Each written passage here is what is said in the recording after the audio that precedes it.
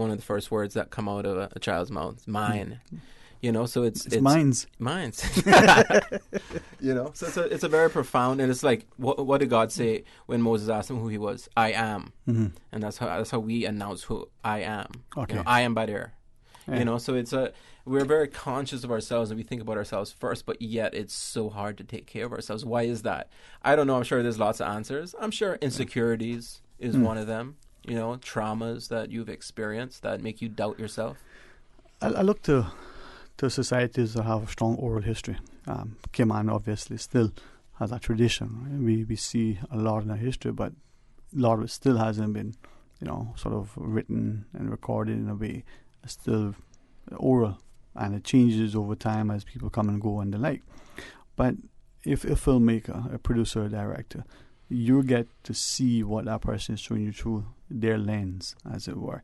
And sometimes we see where people maybe go to really extremes to say, oh, look, the boom is still there. That should have been excluded from the shot. You get to see other things on the periphery that were not intended to be included in the scene. Mm-hmm. But yet, for me, there are times when there are these things in the background.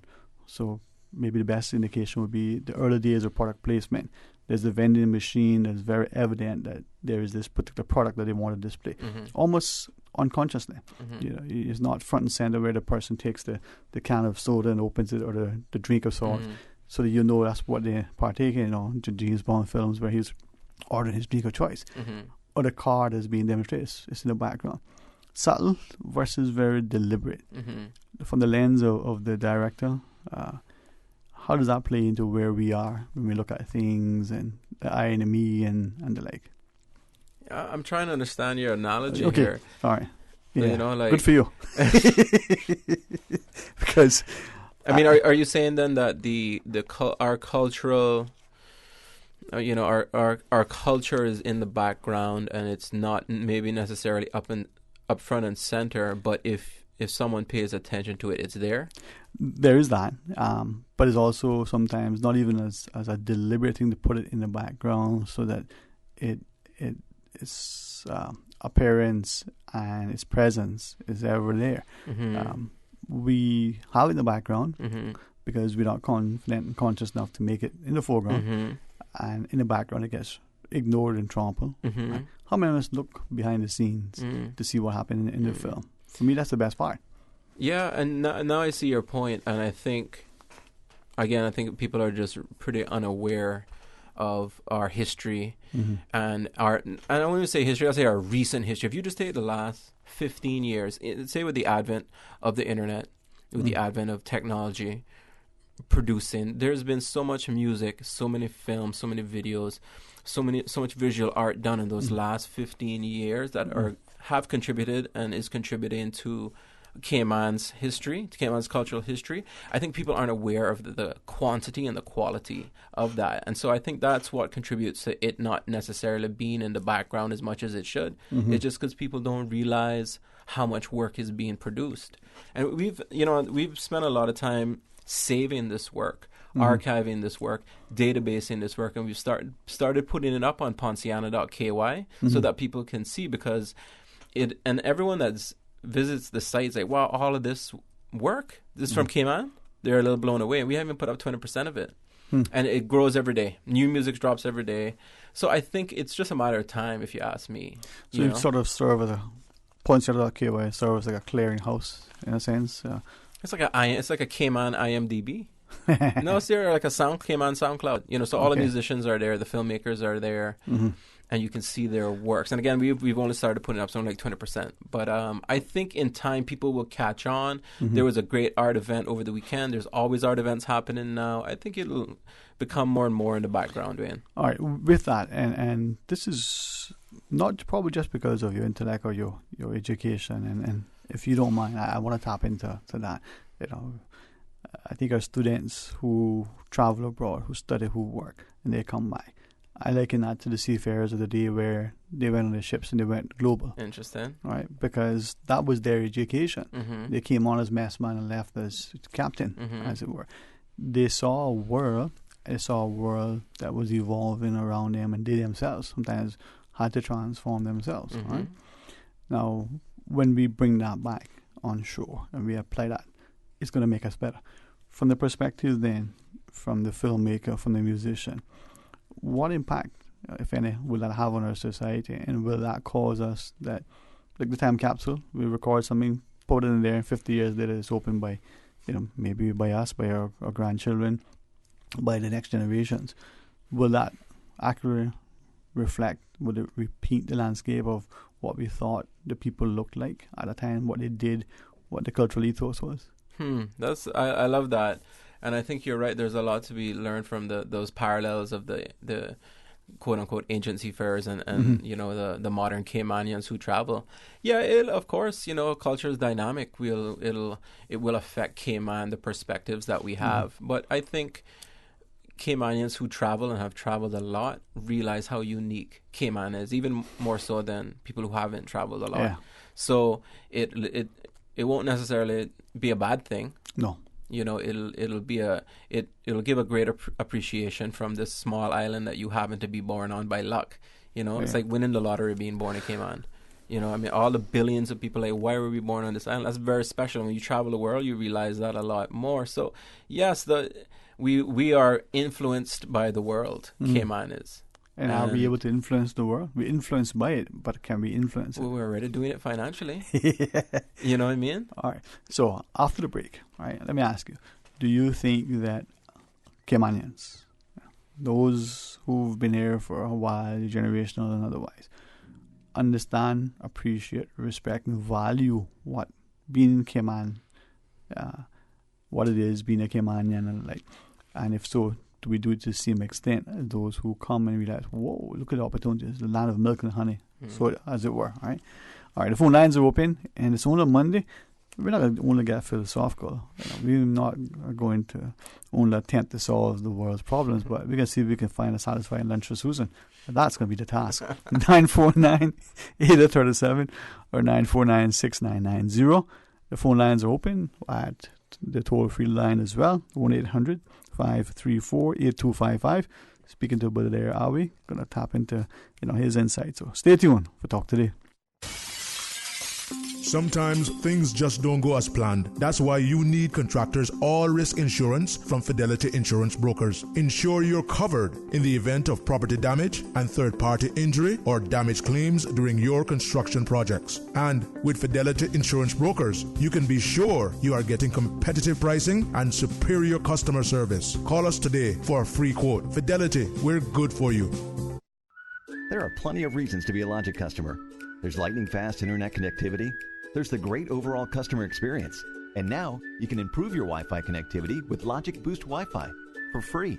With Boost, you can extend your freedom to stream, game, and download seamlessly anywhere in your home, like your patio or your underground lair if you have one. Sign up now for any Logic Bundle package and get free Boost Wi-Fi for a limited time. Visit logic.ky for details.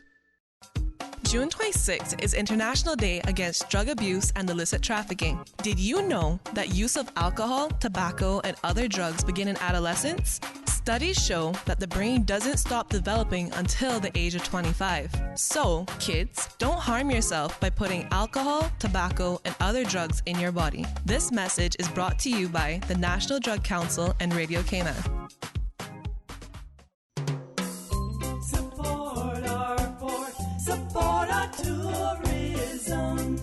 Did you know the Port Authority will continue to operate the cargo port and berthing facility when the piers are built?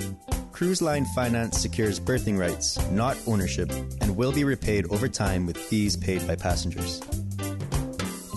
Looking forward, looking bright. Learn more and spread the word. Support our port, support our tourism. Traffic congestion is bad for your mental health, bad for your wallet, and bad for the environment. Did you know that Cayman's carbon emissions per capita are nearly 4 times that of Europe, according to worlddata.info? Empty car seats are a wasted resource and contribute to traffic congestion. Carpooling is socially and environmentally friendly and can save you up to $1,000 per year in fuel and upkeep. Visit the Ministry of Commerce, Planning and Infrastructure Facebook page for more tips on energy-efficient commuting and be an energy advocate. But I do have some questions. Cayman Islands' foremost listeners' participation program. Because there are more questions than answers. What the public is saying. Waiting to take your calls right now. Sterling Dwayne Ebanks.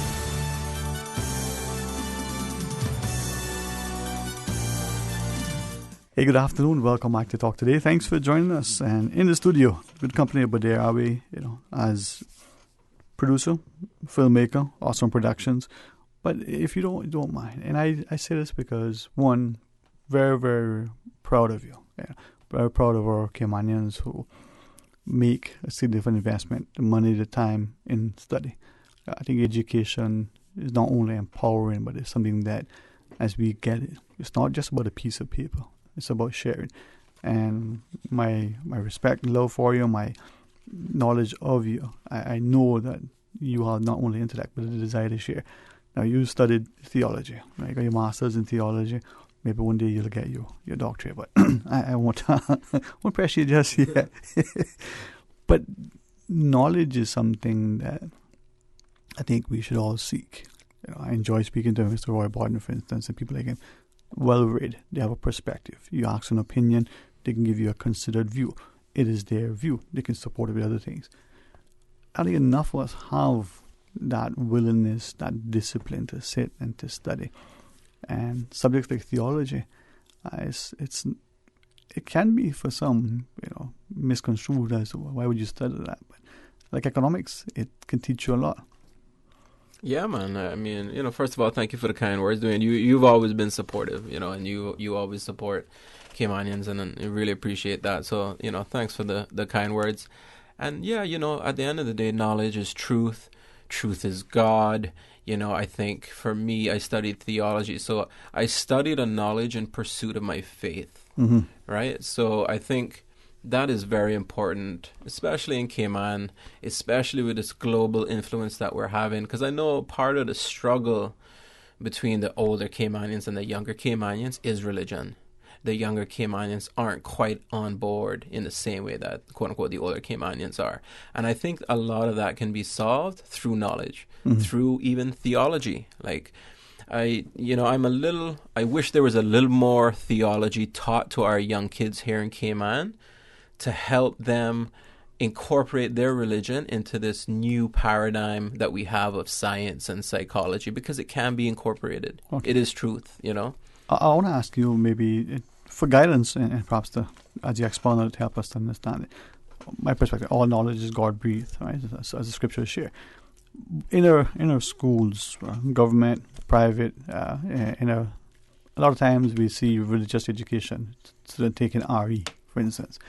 Some, from what I hear from teachers, from students, and from parents, well, we're not going to teach, from the Bible. We're going to teach you about other world religions, because you'll get that when you go to Sabbath school on Saturday, or when you go to Sunday school on Sunday, or when you go to Bible study, whichever. You'll get that at home. So we don't need to teach you. We'll teach you about these other world religions. When you say theology in the Cayman context and want it to be taught more in our schools to our young people, help us understand your perspective. What do you say? Comparative religious studies, focus on the Christian belief and the Bible and the faith in particular, or? Yeah, I think comparative, because when you do comparative studies with religion, what you're doing is it's a study of history. So that's really what it is, right? Because the Christian religion, like all religions, evolved over time. It had a specific point, and it developed out of as we know, out of Jewish religion and Jewish culture. It merged in the time of Christ with Greek culture, which was very prevalent because of Alexander the Great. That's why the New Testament was written in Greek. So when I say theology, I mean things like that. How did the Bible get written? What is the archaeological evidence going around in that time period? Why were the conditions right for this person named Christ to come on the scene and change the world? And then subsequently, what happened after that? Because Christianity has a rich history of producing geniuses, scientific geniuses. Leonardo da Vinci, Galileo, Copernicus, Isaac Newton, Roger Bacon. These are amazing scientists, but also theologians, right? Coming out of that Christian vein. So that's what I mean, because I think what we get taught is doctrine, but it ends up cutting us off from a history that the younger Caymanians really just don't have of their religion. So sometimes then we risk indoctrination and almost to the point where it's seen to some as propaganda without fully understanding the context. Exactly. It's indoctrination for indoctrination's sake, which is why the younger generation don't want to have anything to do with it. Guide me. I had a conversation. This is June. So it was this year. Some students were asking, historical timeline. In the Bible you have these things happening. But what else was happening in the world at that time, right? In particular, during the New Testament time, what was happening during this time? Where does this particular piece of world history fit in with biblical history? And for some, especially the younger person, it may seem there was a Bible history that operated in a vacuum, and then the world history that seemed to be always separate and distinct, but it was all ongoing at the same time, whether it was 5,000 years ago or whether it was in the 14th century, as it were. So having that comparative understanding as well to see where. Definitely, 100%, because I mean it's, the world is all connected anyway, right? So even at that time, 2,000 years ago, and one of the trends that you see in that is that humanity was evolving from people who believed in many gods to people who believed in one God, and that you can kind of see that evolution, if you will. So that was happening around the world, and even if over in the Americas, the Aztecs and the Incas, they had like a myriad of gods. The Greek pantheon, a myriad of gods. But then by the time of Christ, the concept was now merging to, actually one God is really the most profound way to understand the creation of the universe. So that's just one small example of what was happening around the world as everything sort of converged on Christ in Israel at that time. Yeah, I share with you, I haven't... maybe 2 decades now, been a long time that I haven't looked at it. I stumbled upon a text, a very, very old text, that did a comparison of different, sort of the older, almost in some cases extinct societies and their views relative to gods and end times and the world.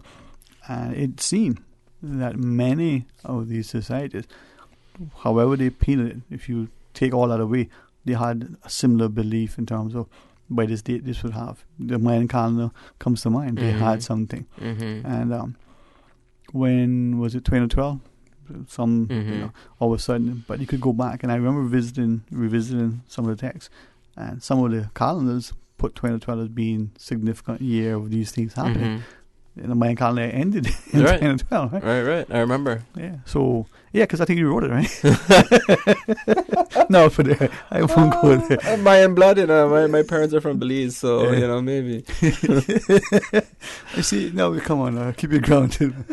But I think when you talk about knowledge and the desire to seek, but the willingness to seek out people who may have a perspective to share with you. You may or may not understand what they're saying because you may or may not have been introduced to it. But if you can take what they shared, take some references, and willingly go and look for yourself, not unlike what we should do, with the scriptures.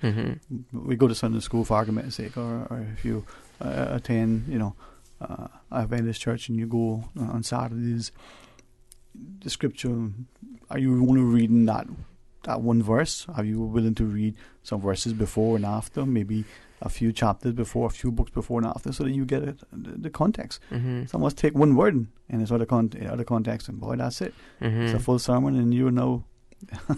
Yeah, I mean, and like the religions are intertwined. The three great monotheistic faiths who believe in one God: Islam, Judaism, and Christianity. And they're all very closely related. I mean, and how comfortable are we with picking up the Quran? Yeah.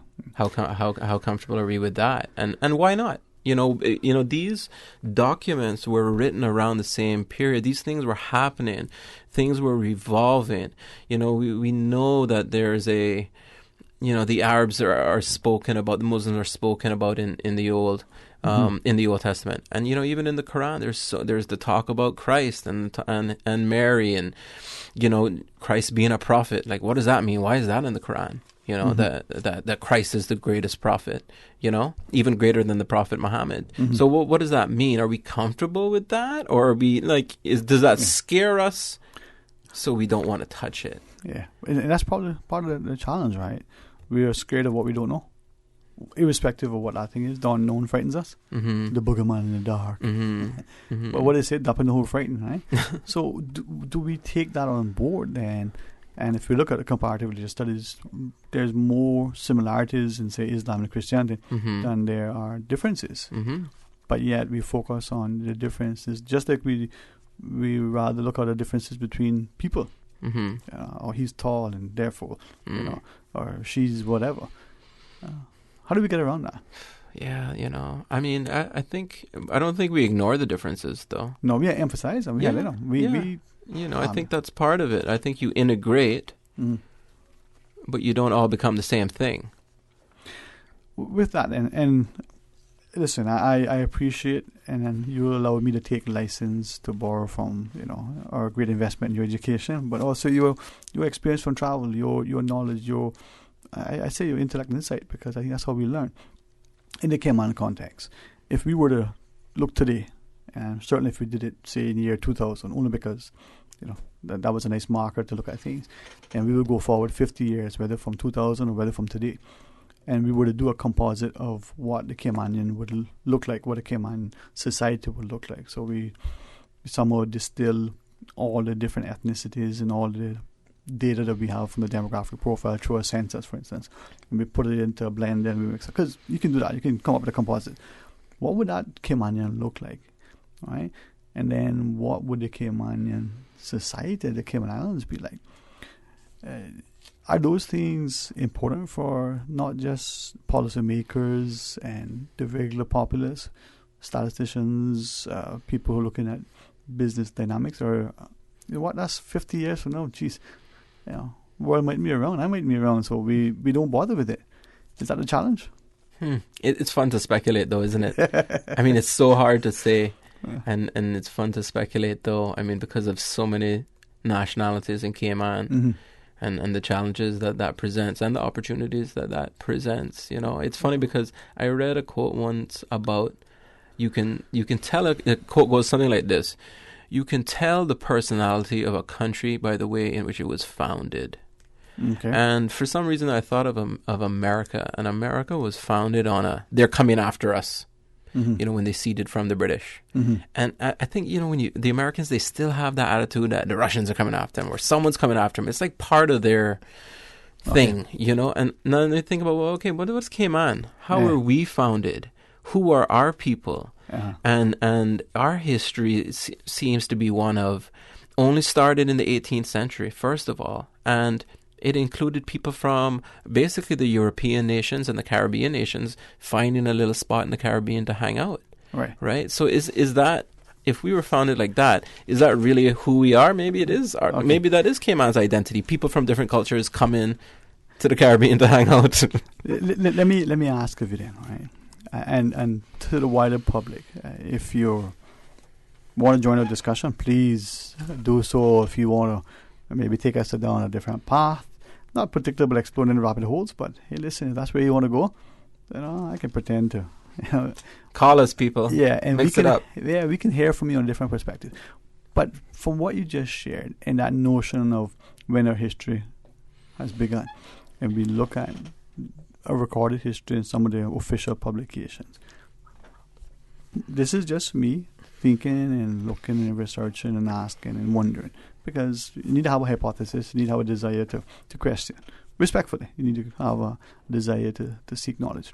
What if what we've been told to date isn't an accurate depiction? The African proverb, not until the lion gets a biographer, hunter is always going to be the hero. Right?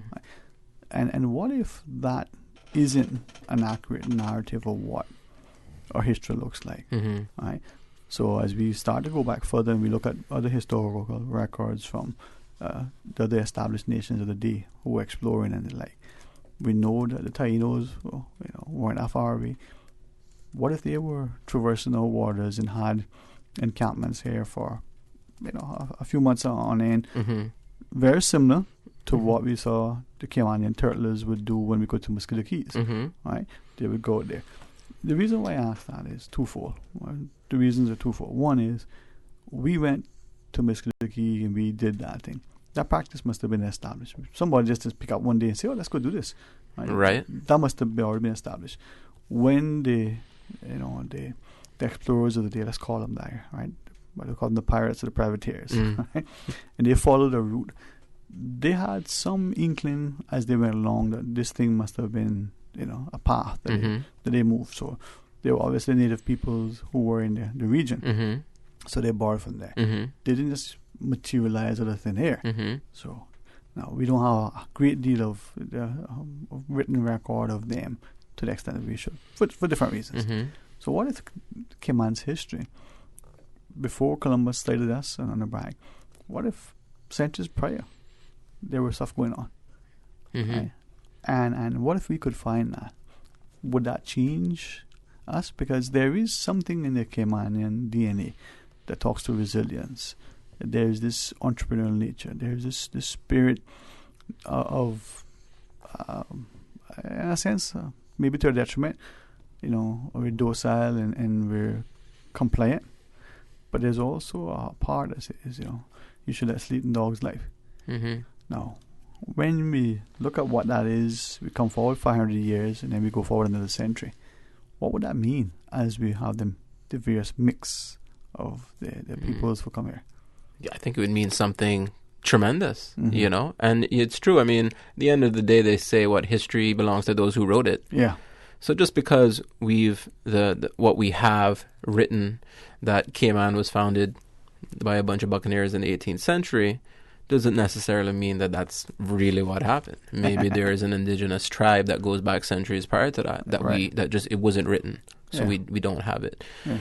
So and if that is the case, I think that would explain a lot of what we're feeling right now. Yeah, with this uncertainty around this influx from the global community to our island that supposedly time forgot. Right. So I think that would. And that's one of the. That's another age-old question. How does one maintain one's national identity against immigration? The Jews felt that from way back in the day. They were always doing the exact same thing, and I think America feels that today.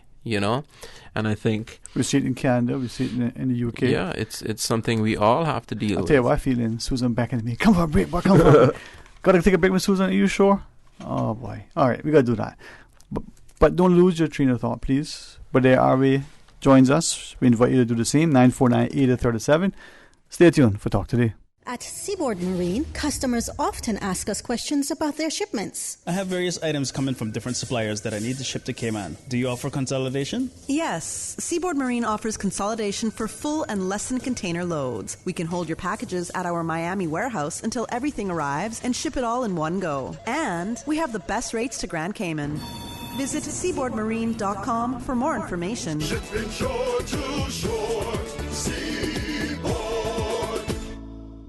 Stay up to date with the latest in healthy living and fitness trends every Saturday morning at 9:30 and Wednesday at 7 p.m. For the Health of It with Tara Bush. Most clinics in the United States, they kind of like one surgery fits all. You're saying, that's not necessary. That's not going to be the case with me. And that's good to hear. For the Health of It is proudly brought to you by GNC. Join the GNC community and take advantage of their discount days. The first 7 business days of every month and every Wednesday. GNC. Believe in the power of nutrition. Traffic congestion is bad for your mental health, bad for your wallet, and bad for the environment. Did you know that Cayman's carbon emissions per capita are nearly 4 times that of Europe, according to worlddata.info? Empty car seats are a wasted resource and contribute to traffic congestion. Carpooling is socially and environmentally friendly and can save you up to $1,000 per year in fuel and upkeep. Visit the Ministry of Commerce, Planning and Infrastructure Facebook page for more tips on energy-efficient commuting and be an energy advocate. Say hello to flow. Radio Cayman's Information Hour, Monday through Saturday, 6 to 7 p.m. Brought to you by Flow, Cayman's powerful network that connects you to your world like never before. Flow. Say hello to your world, Cayman. Say hello to Flow, Cayman's #1 network. RC Fusion featuring Billboard pop hit songs and more from the 70s to the 90s. RC Fusion. Weekdays from 10 a.m. till 12. RC Fusion. Brought to you by Tasty Patties, baked fresh every 30 minutes. Available at Tortuga locations, the Patty Express Industrial Park, and Bake It and Take It on Eastern Avenue. Get tasty now. Talk today. But I do have some questions. Talk today. Cayman Islands' foremost listeners' participation program. Talk today. Because there are more questions than answers. What the public is saying. Waiting to take your calls right now. Sterling Dwayne Ebanks.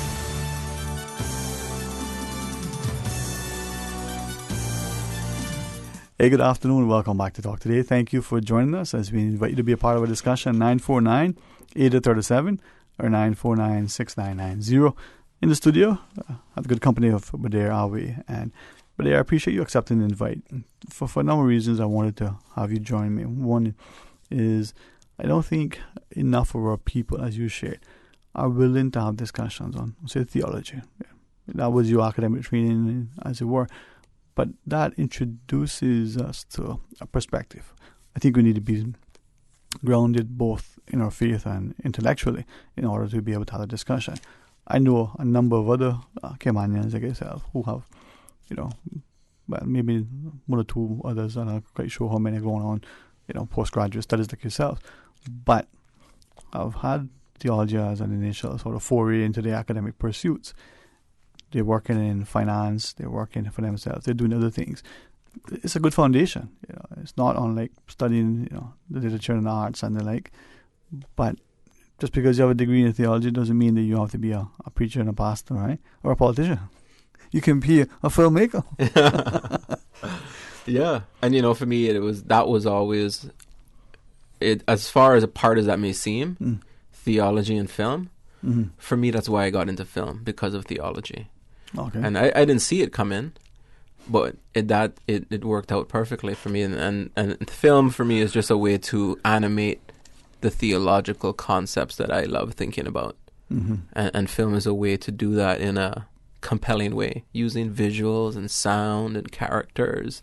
So I'm just obsessed with doing that at this point. Picture that says worth 1,000 words, probably more than that these days. Huh? Yeah, exactly, right? And I've always been more of a visual person than words. I think, as I sometimes, if Susan doesn't mind me for a second talking out of school, we look at the way radio is transforming. I use that word almost sometimes. We have cameras in our studio now, and I understand. If you watch, say, television news, for instance, the presenter is dressed and being presented in a certain way as the presenter is presenting the news, right? Being deliberately labeled that word, because you're not only hearing, what is being reported, you're watching the reporter report the news, and what is transpiring around the reporting of the news. How is the interaction between the newscasters? What is happening in the background? What else are they showing as images as you hear in the audio? How much of that are you even aware, consciously aware it's happening? Mm-hmm. Back to the movie, the character is having something going on, but are you watching what's going on behind as well? Chances are you are. Mm-hmm. You see it. Storytelling, sort of 5.0. Mm-hmm. Amplified in digital surround sound. Yeah, it is. I mean, however, I don't think radio is going anywhere, and I don't think sound is going anywhere, even with the advent of imagery, because one thing filmmakers always talk about is how sound is more important than the visual. Right? Sound is more important than the visual? Yes, when it comes to film. And any filmmaker would agree with that. Okay. And if you think about it, with a film, if you were blind, you could still listen to the film and understand what was happening. Okay. However, if you were deaf and you looked at the film, you would have a lot harder chance of understanding what's happening. Okay. Right? So a lot more information actually comes through sound than through visual.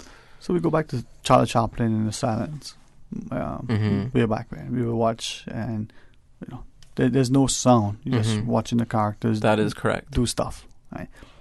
For some who do that now, even in an attempt at making the bad quality, preserving it's entertaining. But listening to radio, an audio book, for argument's sake, or well, when I was younger, not as a kid, we used to have radio shows where there were portrayals on air. Orson Welles used to do that. That's before, right. That's how he became famous. Yeah. But even then, Radio Command had these productions on air, House of Gold, for instance, and you would listen to these radio shows. Right. And so you got a visual of what was happening.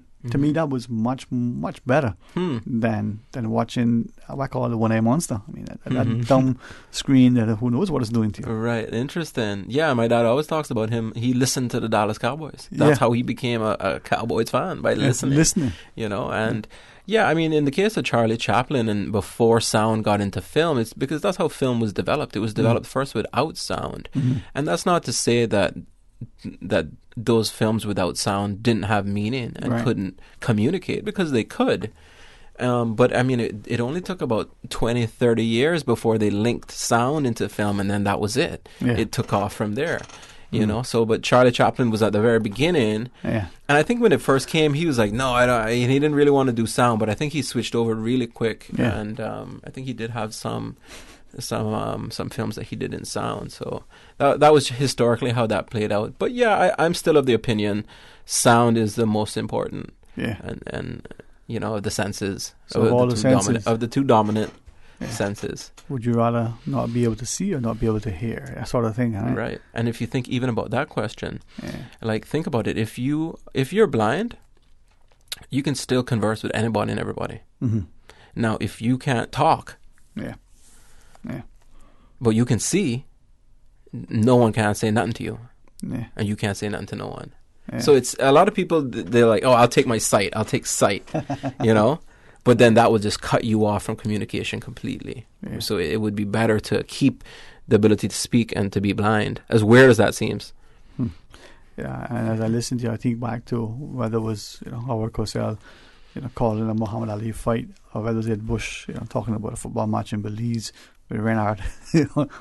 I can still see that. The radio is there. We're gathered. We're all listening and keep adjusting for the reception. But I can see what transpires to this day.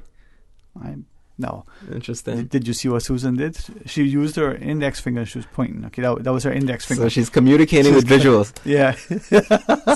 I give her a hard time this week. Yeah, it's only Monday. She doesn't need sound. No, trust me. She's all right. To our listeners, but there's a sort of endeavor to enlighten and educate me, and hopefully through our conversation will empower you. Invite you to call and share your thoughts. Stay tuned for Talk Today. Radio K-Man. Radio K-Man's newsroom. These are the biggest stories right now. On Sunday night, just after 10:30, police and other emergency services were called to a residence in the Bosun Bay area of West Bay. It was reported that 4 people known to each other had been stabbed during an altercation. When police got to the location, a woman and 2 minors had serious stab wounds and lacerations. The 4th person, a man, was found unresponsive nearby with a stab wound to his chest. The man, a 42-year-old from Jamaica residing in West Bay, was later pronounced dead. The woman and 2 children were taken to hospital. They are currently in serious condition with non-life-threatening injuries. The incident is under police investigation. Good afternoon, I'm Dion Anglin with your headlines. In news elsewhere, Egypt's former president, Mohamed Morsi, who was ousted by the military in 2013, has died after fainting in a courtroom, state TV says. A former top figure in the now-banned Islamist movement, Muslim Brotherhood, Morsi was in court for a hearing on charges of espionage. He was 67. Argentina is investigating what caused a massive power cut that hit nearly 50 million people. President Mauricio Macri called the outage unprecedented, promising a thorough inquiry. Almost all of Argentina, neighboring Uruguay, and some areas of Paraguay woke up to darkness on Sunday. And U.S. artist and fashion icon Gloria Vanderbilt has died at aged 95. She passed away at home with family members by her side, said her son Anderson Cooper, a CNN anchor, after suffering from stomach cancer. That's a wrap of your headlines. I'm Dion Anglin.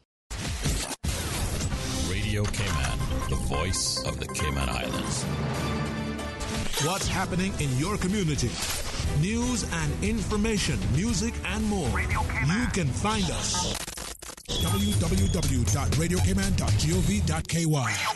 Like us on Facebook and follow us on Twitter. Radio Cayman is your choice, your voice for today's biggest news. Radio Cayman.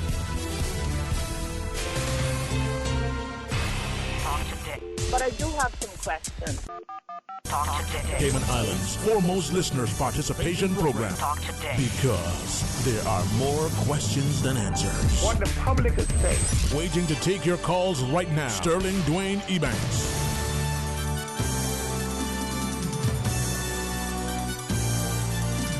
Hey, good afternoon. Welcome back to Talk Today. 949-8037 or 949-6990. And, but there, as we have this conversation about it, and I can gather some as they listen, they'll say, well, what I got to do with the price of rice in China? That was the saying way back when. Hopefully that's not an improper saying these days. People like to be politically correct. I'd just rather be correct. Politically, it doesn't really matter in a sense. It's not meant to be insensitive or disrespectful. What I say, every school child knows this. So as we look at what Cayman could be like because of influences, political, geographic, economic, social, all that, in 50 years or even sooner, as we look at the change, not only in whether we worship in or not, because globally, less of us are going to church and organize, despite seemingly published studies that indicate that people who assemble fellowship live longer, happier, healthier lives. But so much pressures on our societies. People are more concerned, seemingly, well, how do I pay the bills? How do I provide for my retirement? How do I ensure that my children have access to education and health care? I got to go to work. I got to do anything for that. How does this all tie into it? And what do we do to make society better? Can we make society better? Yeah, I think everyone's situation is different. First of all, Mm-hmm. Maybe there's an individual who's afforded the opportunity to be an entrepreneur and to take that chance. Mm-hmm.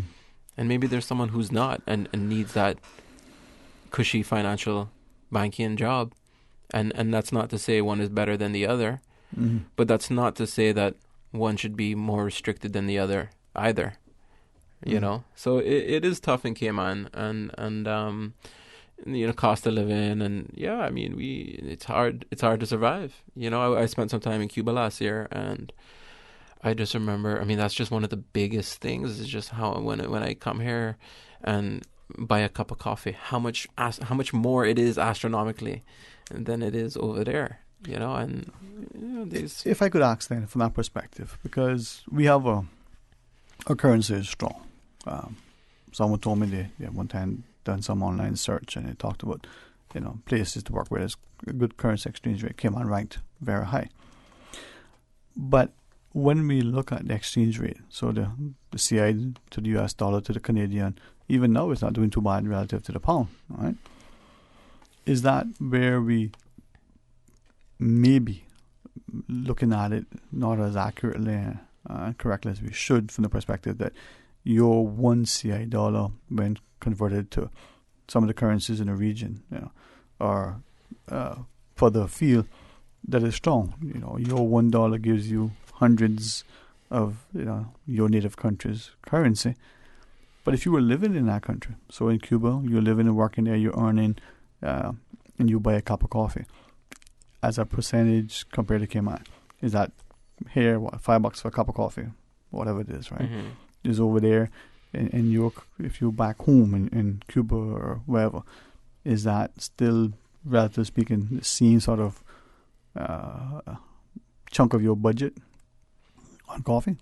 Yeah, I think, the strength of our currency and the strength of any currency is indicative of, the power of it. Mhm. And I think, for instance, 1,000 CI dollars could maybe live in Havana easily for a month on that. Mhm. And that's a testimony to the strength of the CI dollar, you Right. know. So, I mean, by the end of the day, the CI dollar is tied to the U.S. So it's not really how the CI dollar is doing, it's how the U.S. dollar is doing, which Mm. really affects our currency, right? Yeah. And but yeah, I mean, we're proud of our CI dollar, Right. we're proud of that orange queen. It's not Trump. No. Talking about the 100 CI bill, people. So like, what? My dad gives me a small loan of $1 billion. But from that perspective, though, is it because of the parity relative to the exchange rate? And instead of saying, if you living and working here, go back to the seafarers who went on the ships, and they were making probably $100 a month, but they sent that money home. That was a lot of money here, right? Not back in the 70s and maybe even the early 80s, when primarily our young ladies, our sisters, going into the workplace in the banking environment, making $200-300 a month. That was a lot of money. They could buy a lot with that. Mm-hmm. It wasn't that expensive to live relative because of inflation and the like. Now, $10,000 a month here is probably what you would need to live, to pay your mortgage, the school fees, and the like. Mm-hmm. In 50 years' time, what was $1,000 a month to the one that was 10 times more because of inflation. Mm-hmm. But yet, if you were in Cuba, for instance, and you were living and working there, and your income was derived from activities there, would $100 a month be a lot of money? Would it be the same as opposed to someone who's coming over from another part of the world and bringing their currency, which is stronger when they exchange it, giving them a quality of life that they can't enjoy in their home country on $1,000 a month? Yeah, I mean, that would be the case. You can't, like I said just now, 1,000 CI is enough to live in Cuba. Yeah. But you can't really make 1,000 CI living in Cuba. Right. I mean, 1,000 isn't enough to live in Cayman. No. For the month. Okay. But it's more than enough in Cuba. But you can't make it in Cuba. Right. So with that, then, as we look at what came on, there were a couple of conversations I've had in this last few months from individuals who were sharing that we talked about important poverty, and we talked about being addicted to low wage workers and the like, and not just one lady's perspective. It wasn't just that we're hiring people in certain sectors. She said across the board. If employers in the financial sector, for instance, could get an accountant, for $1,000 a month as opposed to $10,000 a month, that can do the same thing, probably going to buy that accountant for $1,000 a month, pay for that service, or buy that service for $1,000 a month, because that's a $9,000 savings. Just strict numerical number, right? And yet, if you find someone who's willing to work for less because they're now, one, employed, and two, can do something with it in this jurisdiction, they may be, as accountants, living for a house, as you have said. We have, these are the people who are doing the trades or domestic or some other thing, who live in maybe on half that for the month, but live in 6 or 8 or 10 to a house. The same impact on the society. Are we looking at as a people as to how that could be affecting us down the road, or are we still thinking too short term and have imported the sense of a transient society? It's a good question, Dwayne. I mean, I really don't know the answer to that. I'd like to think that people are thinking about that, because that is a perspective to think about. Okay. How, and again, that comes to defending Caymanians and their rights. How far are we going to go putting the mask over somebody else instead of putting the oxygen over our own Caymanians, mouths first? And I think that's, I'd like to think that the powers that be are taking that into consideration with their policies that they're going to write. We have a census scheduled for next year, November. I think there's a test this November, 1,000 people or so. We're going to test it, from what I recall. But next year we're going to have our official census. Oh, cool. Right? Something that I was just asking myself.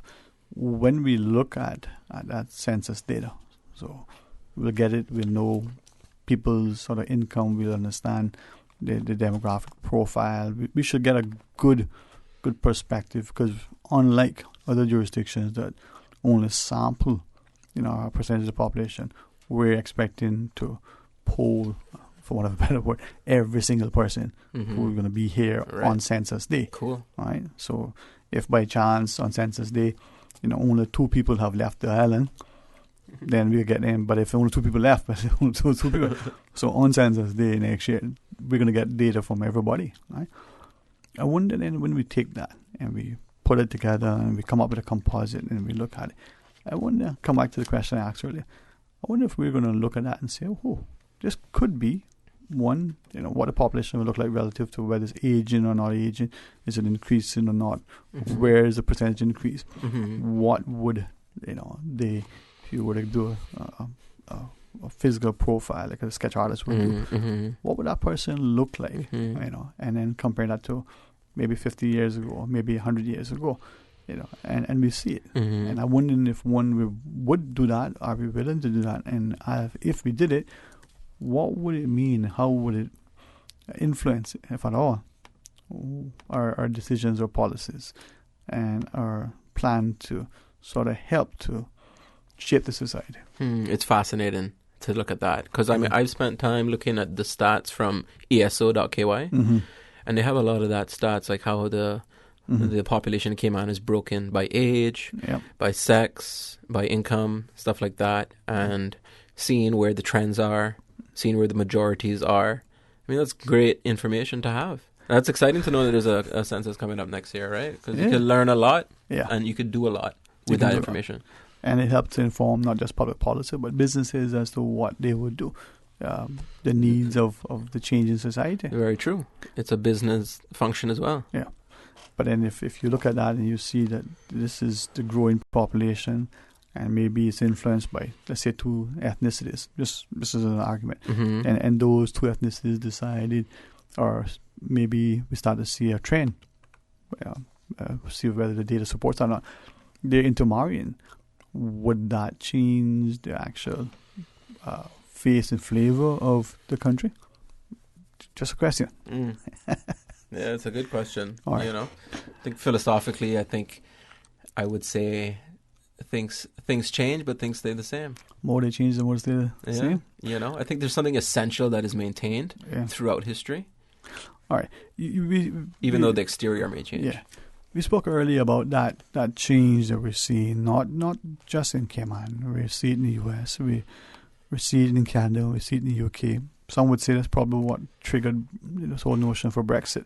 We see it in Germany, Belgium, we see it everywhere. Some have termed it nationalism and the like. I'm not going to get into the name in it, because I don't want people to get caught up in semantics and miss the point. But are people starting to feel pressured, not numbered, starting to feel threatened, starting to question, well, wait a minute, can we now survive? Is this sustainable? Those who are familiar with the UK would share, well, those from the Eastern European countries are coming in primarily in the trades and mostly doing the plumbing, electrical, and the like. The English plumbers and electricians are complaining about, geez, these people are willing to work for less. That sounds vaguely familiar, almost identical to some of the questions that are being posed here. Right?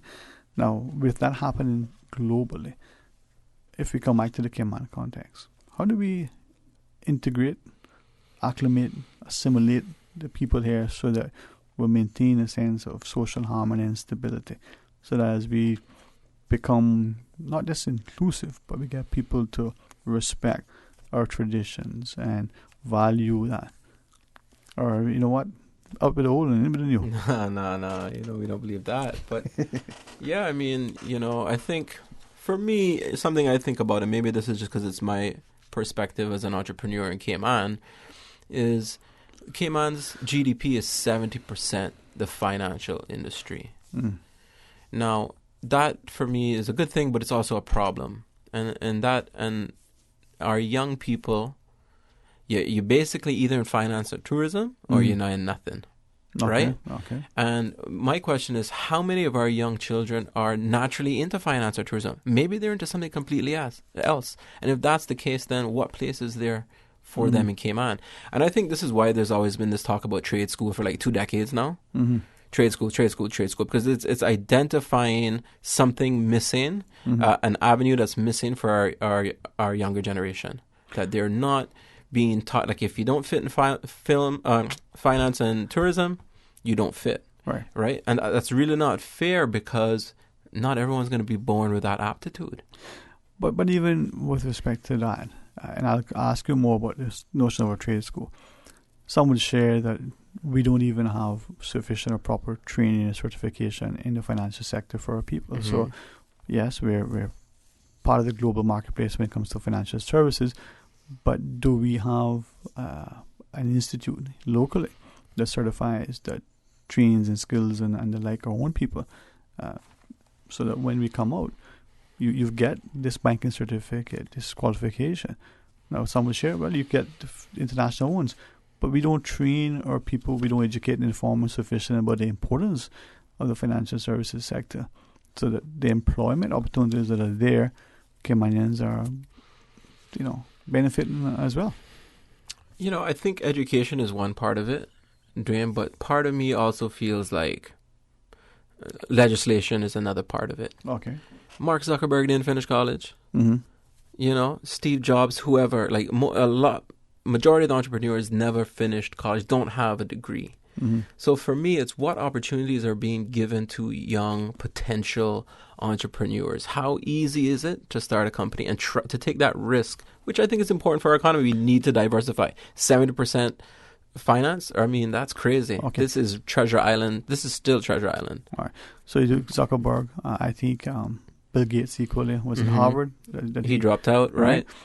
But there are a couple of things there. One, there's always a drive, but I'll use the word intellect. There's an ability there, an aptitude. Yes. Right. So agreed. It's not like he was a slack off or something. Yeah. Right? Yeah. He was driven. Right.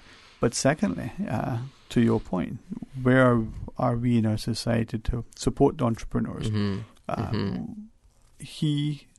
Gates, for instance, and even Frederick Smith with FedEx, a couple of decades earlier, right?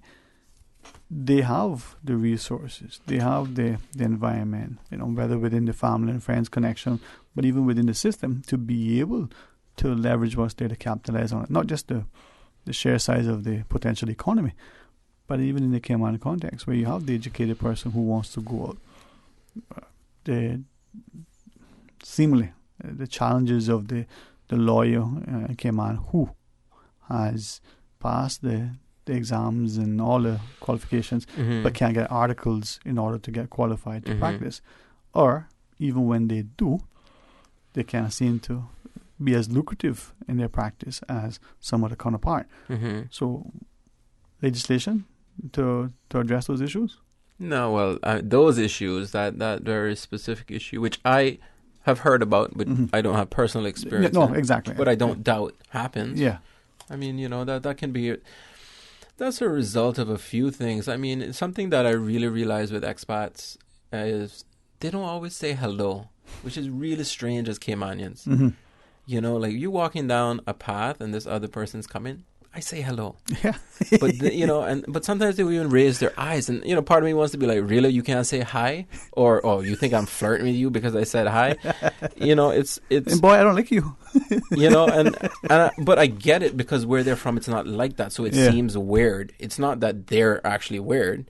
It's just that it just seems that way from where they're from. And where was I getting with this? Because you asked me something that made me. Made me talk about that. But basically what I was going to say is that there's just still a disconnect between the average Caymanian and the average expat. And there doesn't need to be. And I think expats don't know much about Caymanians. You know how many expats, when they find out I'm Caymanian, they're surprised? Why are you so surprised I'm Caymanian, though? Yeah. And that shouldn't be the case, that they should be surprised. I'll give you another one in a second, but I want to come back to that, right? We do have a call online for those who are listening. Invite you to join us, but there always that other, eloquent voice that you're hearing. Let's go to our phones. Welcome. You're on Talk Today. Good afternoon, Mr. Dwayne Ebanks. Good afternoon, sir. It's an honor. Good How are afternoon you? to your guest. Hello. Nice to hear you. Yeah, Dr. McPhee, it's a pleasure, sir.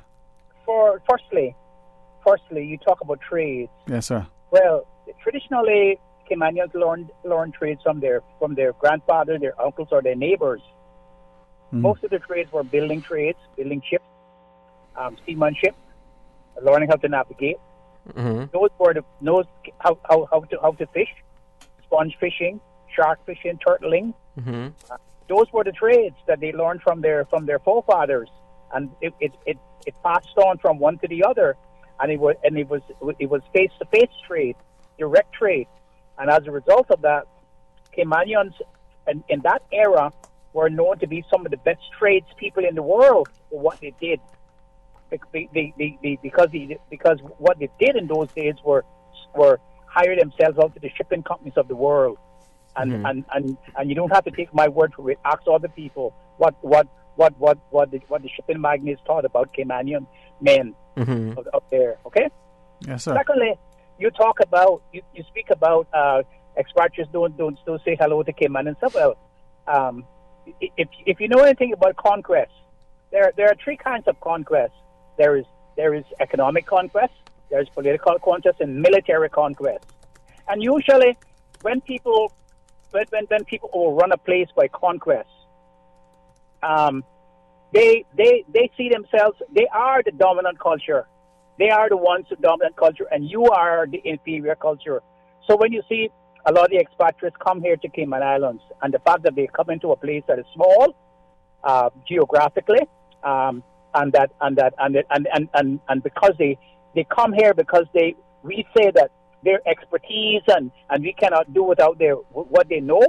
Therefore, they bring with them a superior complex, and we accept it. And we accept an inferior complex in relation to them, and they don't have to say good morning or hello to you because they're the dominant culture. And as a result of that, they become the dominant culture over everything, over culture, over the economic system, over the political system, and even how they tell our history. So how we are going to overcome that? If you look at the last census, you will see that Caymanians were dwindling. They were only growing but 1 point something percent per year, while the expatriate population is growing for nearly 3% per year. But to overcome that, you have to have a vision of what your country is going to be, and what it's going to look like, and how your people are going to succeed. And you have to start not only with this generation, but the next generation to come. You have to have a nation building plan for your country for the next 1,000 years, and you have to keep that in place, and that has to be in law. That other people, when they come, they have to abide by that, or otherwise they can just find another place where they can do what they want to do. We don't have such a thing in Cayman, and we don't have the kind of people that has such a vision. And so, what we're experiencing now is the demise of a cultural people. All you have to do is look around the history of other countries where the people came from Europe or someplace else, and they overran the country. Either I say militarily, economically, or socially. If you look at in Canada, you see what it did to the native people, and even if you look in Canada, you see Canada is when Canada was overrun by the English, the French Canadians were the ones who were dominant there. They agreed that there would be two nations, separate and equal. Each nation's culture would be protected by law, language, legal entities, church, and all that kind of stuff. And you see now that Canada is a WASP country, white Anglo-Saxon Protestant country, and all you have to do is go there and see how the native people staggering on the streets, and without proper housing, without proper education, and so forth. And then you go to America, you see the same thing. It's all over. So Cayman is not any different. So you're not going to get any schools here turning out Caymanian bankers and Caymanian lawyers that are making $2 and $3 million a year and 10,000 and can retire at 45 years old with millions in their pockets. That's not going to happen. You're not even going to get into trade schools, because trade schools, some of trade schools, and if you go to North America or Europe, some trade schools you have to have an educational background to be able to enter. And therefore, if Caymanians don't even have that, not coming out of school with even the basics, trade school is not going to actually help them. And the last thing I want to say is that when you overrun a country, whatever way as I have stated, that you overcome it, what you do is that you put everybody else to the sword to make your culture dominant. And the old Bible, God told them to kill all the people, the sheep, the goats, the women, and everything. And the same thing they did in other European countries. When they needed more land to feed their people, they overrun their neighbors, and they took all their land and their property and they enslaved them. It's no different today. But that was physical slavery and land grab, but today's economical slavery and cultural overreach. So what we are seeing now is a demise of a great small people who believed in religious, who had strong religious beliefs in their God, and now they are up against people who don't care about them, and the only thing they care about is how much money they can send back to their own country to make themselves better off. And our own people, the only thing they care about is how much more profit they can make. It's the same thing they did after slavery. After slavery, when the Africans wouldn't work for them for little money, they sent and brought people from China and India to work on the plantations. It's the same thing today. They got together and they struck the minimum wage of $6 an hour. That Caymanians, they knew that Caymanians couldn't survive on that, and therefore they wouldn't work, and then that would give them their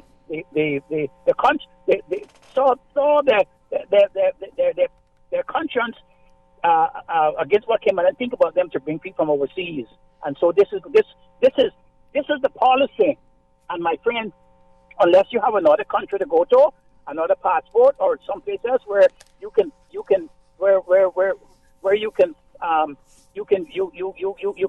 realize your dream of being something among other entities, it wasn't going to happen. It's not going to happen in Cayman. If it didn't happen all of this time from 1965 when we started to move to this position, it's not going to happen now. It's not going to happen now because we don't have the kind of men like we had before, the Bensons, the Jim Bordens, the Warren Conleys, the Dwayne Ebankses, and all those people who understood. They traveled to other countries and they saw what happened, and they started something. They started the laws here, Caymanian protection law, all of those things, and all those are scrapped now for a kind of Mickey Mouse law that goes through the maneuvers, but it's all smoke screen. And what we are going to do, this generation, your generation, will be the last generation of Caymanians who will even have a chance of trying to come for competition. Thank you. Thank you very much for sharing. And then, but as we come back from the break, maybe we can pick up on some of the share, but equally invite others who are listening to call and give us their perspective. 949-8037, 949-6990, or toll free 1-800-534-8255.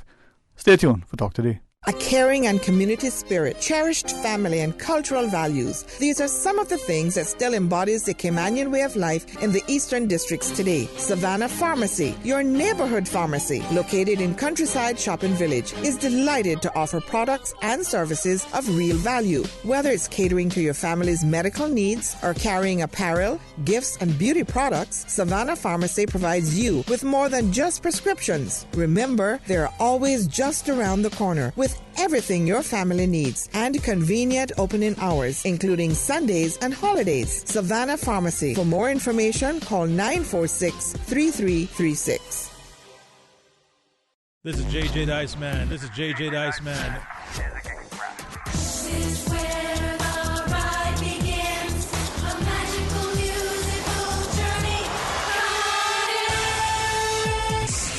Weeknights on Radio Cayman, 8 to 10. Music on Friday nights, 8 to midnight. Music Express. Radio Cayman's Music Express is brought to you by Taster's Choice, home of the $3 meal special. Did you know that once properly sanitized, some tinned food items may still be safe for consumption after coming in contact with floodwater? In order to properly sanitize these tins, always remove labels and then wash tins in a strong detergent solution using a brush to get rid of excess impurities. Tins must then be immersed in a solution made of 2 tablespoons of chlorine bleach per gallon of water for 10 minutes. Ensure that containers are air-dried before opening. For more post-hurricane food safety tips, visit the DEH website at deh.gov.ky. Headlines. With the latest headlines. All the news when you want it. Tune in to Radio Cayman for hourly headlines of the day's top stories. One of Cayman's bright and shining young stars. Local, regional, international. Turning to international news. Updates on the hour between 7 a.m. and 6 p.m. on weekdays. Radio Cayman News. Headlines. Your voice, your choice for today's biggest news. Sending money to Jamaica? Send a money transfer with Western Union's direct-to-bank money transfer service. Send a money transfer conveniently and directly to bank accounts in Jamaica. Just tell your friends and family in Jamaica to register at a Western Union agent location for direct-to-bank deposits of their transfers. Visit your Western Union location for more information and try our direct-to-bank account service for your next transfer. Western Union, moving money for better. Western Union also makes money from currency exchange. When choosing a money transmitter, compare fees and exchange rates, which may vary based on a number of factors and are subject to change. Traffic congestion is bad for your mental health, bad for your wallet, and bad for the environment. Alternative commuting habits are the solution. Cycling, walking, busing, or carpooling will help save you money, benefit your health, conserve energy, and help the environment. Do your part. Visit the ministry Facebook page for details of plans for bicycle lanes, the latest bus schedules, and be an energy advocate. Talk today. But I do have some questions. Talk today. Cayman Islands' foremost listeners' participation program. Talk today. Because there are more questions than answers. What the public is saying. Waging to take your calls right now. Sterling Dwayne Ebanks.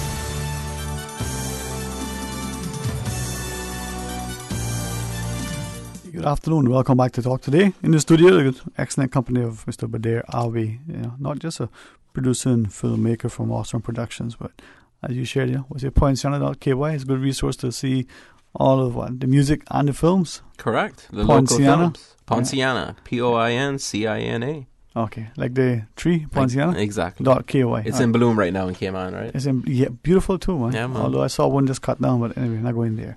No, not the one in the glasses. That fell over. One somewhere else. Yeah, a big one. Well, we're not going there. But there we do have a call online. Let's go to our phones. Welcome. Thank you for sharing. Good afternoon, Dwayne. Hey, how are you? Oh, not too bad, man. Good to hear from you. Yeah, man. Same good. Question for you, though. Okay. Does our labor office or work agency have someone out on the field that visits certain employment based on complaints? Say that again. Does anybody from the work agent, right, that visit like the hotels, employment overall, hotels, stuff like that, to monitor how the system basically runs? I'm sure there's a department for that, right? I mean, whether there's a consistent schedule of people going out to different employers and taking a look at how it's done there, making sure everything's equitable, I don't know. Yeah. What has been your experience? What's your perspective? Okay. Yeah. The thing that I'm asking is this: you have certain business on the island, who run frontline staff, or you have Caymanians. When I use the word Caymanians, I'm talking about people with status, PR, and indigenous Caymanians, as you would say. And you're including PR in that as well? Exactly, because as long as you're in the system, you become a part of the system. Okay. Yeah. Okay. Now, what I'm basically asking, because you have certain places here that you have a Caymanian, again, that is working, and they are only doing 2 days out of the week and the other person who is on permit is doing like 4 and 5 days. Now, this is a system that I want to ask. I'm asking the question: how does that system work? Because when you do make a complaint to the labor office, you get no response, or nobody follow up on the complaint. Do you think that's a widespread thing, or just an unfortunate occurrence when you have so much complaints and maybe one once in a while falls through the crack? Well, it's not a matter of once in a while. It's a matter of you have businesses like a hotel with certain stores and stuff and other business inside there. But when you, as a local working in there as a Caymanian, they are doing 2 days while the person on permit is doing like 4, 5 days sometime. Okay. You made a complaint and nobody seems to follow up. Or let's be honest. Majority of the time you made a complaint to the labor office, by the time you get back to the workplace, someone call and says XYZ call, and this is basically how the system sets. So how does a person who is living in an island, first of all, how can you survive off 2 days out of the week? And you're not, the person is not even doing a full day. Mm-hmm. You're talking for the 2 days that she's doing, she's only making 4 hours at one day and probably 5 the other day. All right. So let me ask then, I'll give you 2 examples and ask if you think they're similar. There were allegations long ago where, let's say, a company has two staff members, one Caymanian and one non-Caymanian work permit. But because of the change in work environment, the demands, the company second have to let one go. So they hire a person on a work permit is retained, but it makes the Caymanian redundant. On the premise that will be paid for a work permit, or you a Caymanian, you can find work here. This person needs to work. And immigration, whatever facet that sort of falls on says, yeah, that's okay. Or another scenario, let's use financial services, since that is one of the more sort of significant employers. Let's say it's a professional. Let's say it's a lawyer, for argument's sake. And the Caymanian lawyer, at the end of the year, makes $1 million. Sounds like a lot of money. But the non-Caymanian lawyer makes $10 million. And presumably the difference is that the Caymanian lawyer gets to work on the smaller, sort of less lucrative transactions. Mm-hmm. Right? So for whatever reason, the work is divvied up in such a way that when the fees are collected and you get to share up the proceeds, one employee, the one who is non-Caymanian, has a higher volume, much more earning potential. So those 2 scenarios with the one that you mentioned, you think they're very similar? No, it's not. No? Okay. And the reason being is that the person been for that employment for quite a while now, and the person on permit is here now about a year or a year and a half. Okay, so what I'm basically saying. Let me explain. Let me see if I put it in the context. Mm-hmm. You have certain jobs that a person hired a person with a permit with. Mm-hmm. Yes. Mm-hmm.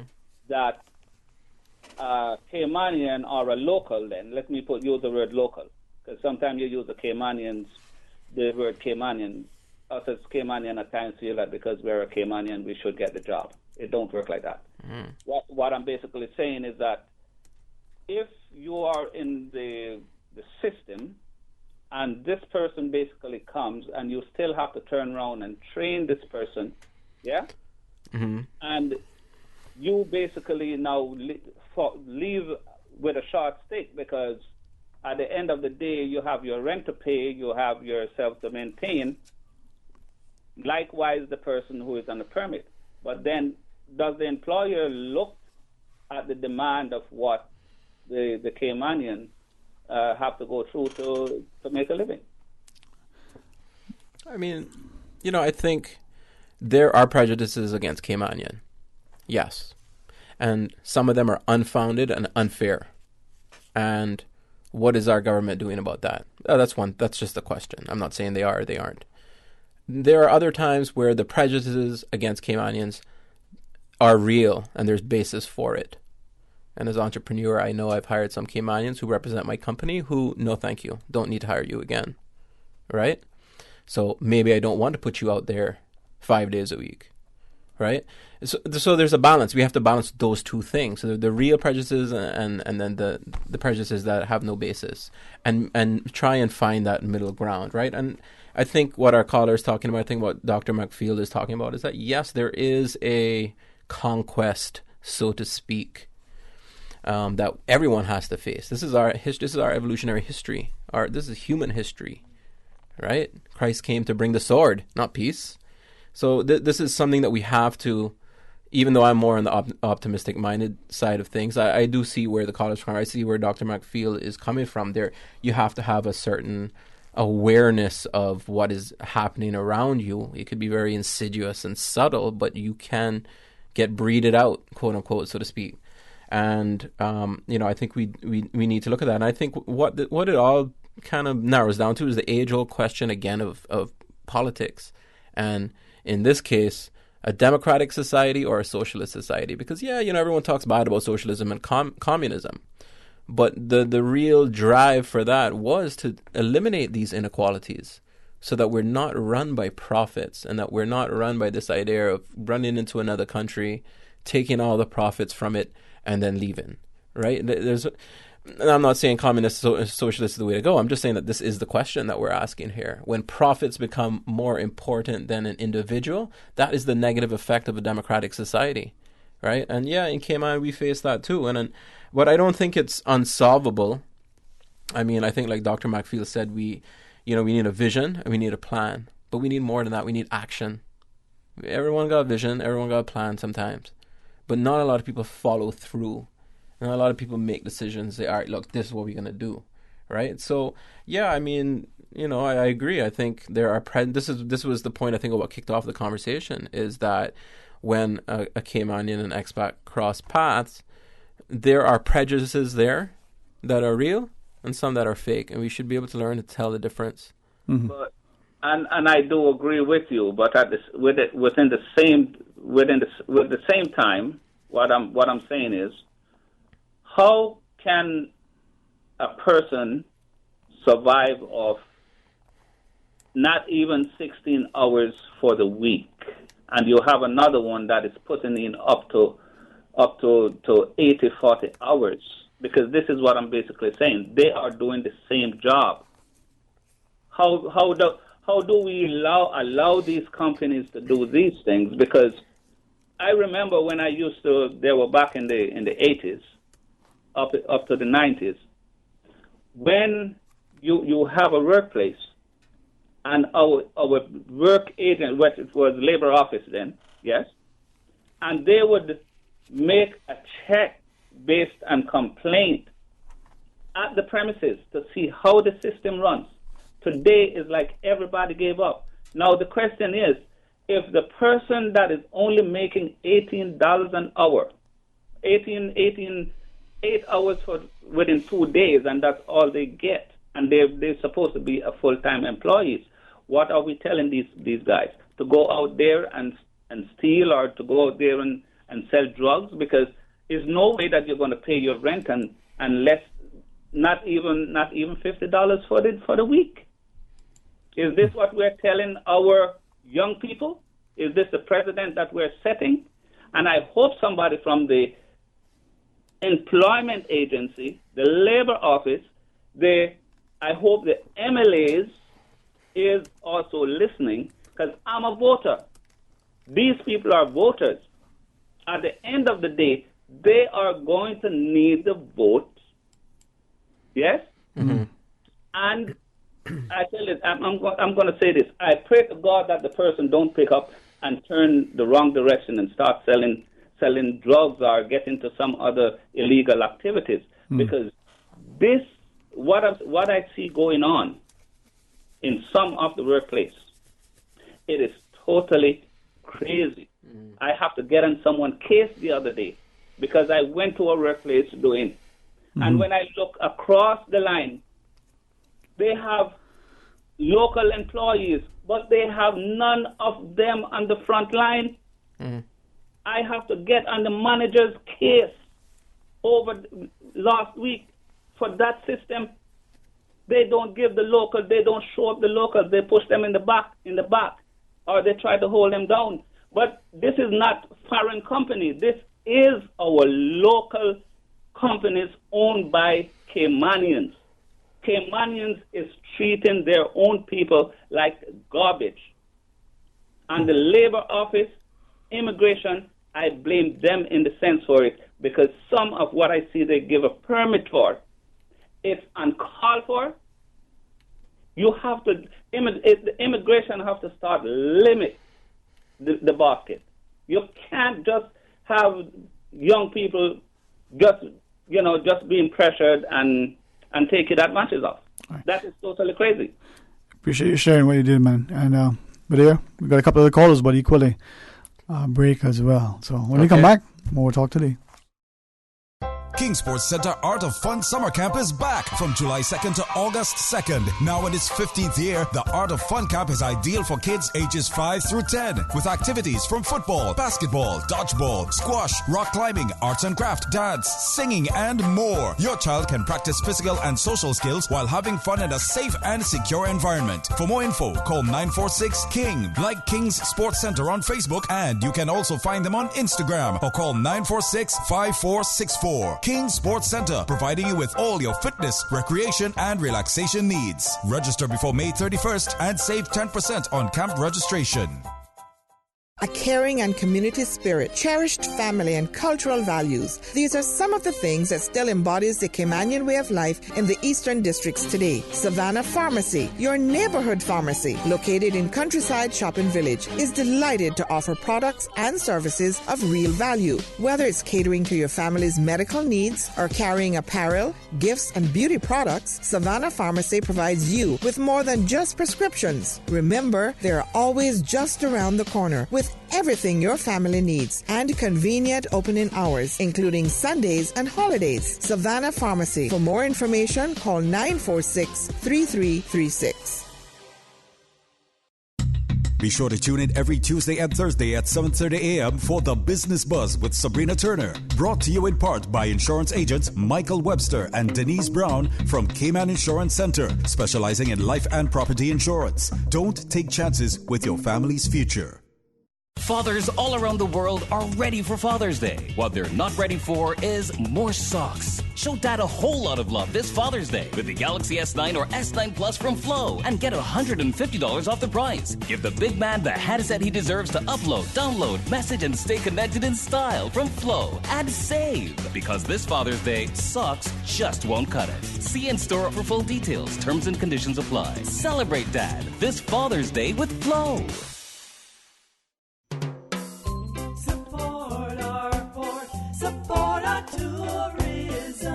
Wouldn't it be nice to spend quality time shopping, eating, and socializing with friends and family in Georgetown? The cruise berthing facility will stimulate the revitalization of our capital city, turning this vision into reality. Looking forward, looking bright. Learn more and spread the word. Support our port, support our tourism. Talk today. But I do have some questions. Talk today. Cayman Islands' foremost listeners' participation program. Talk today. Because there are more questions than answers. What the public is saying. Waiting to take your calls right now. Sterling Dwayne Ebanks.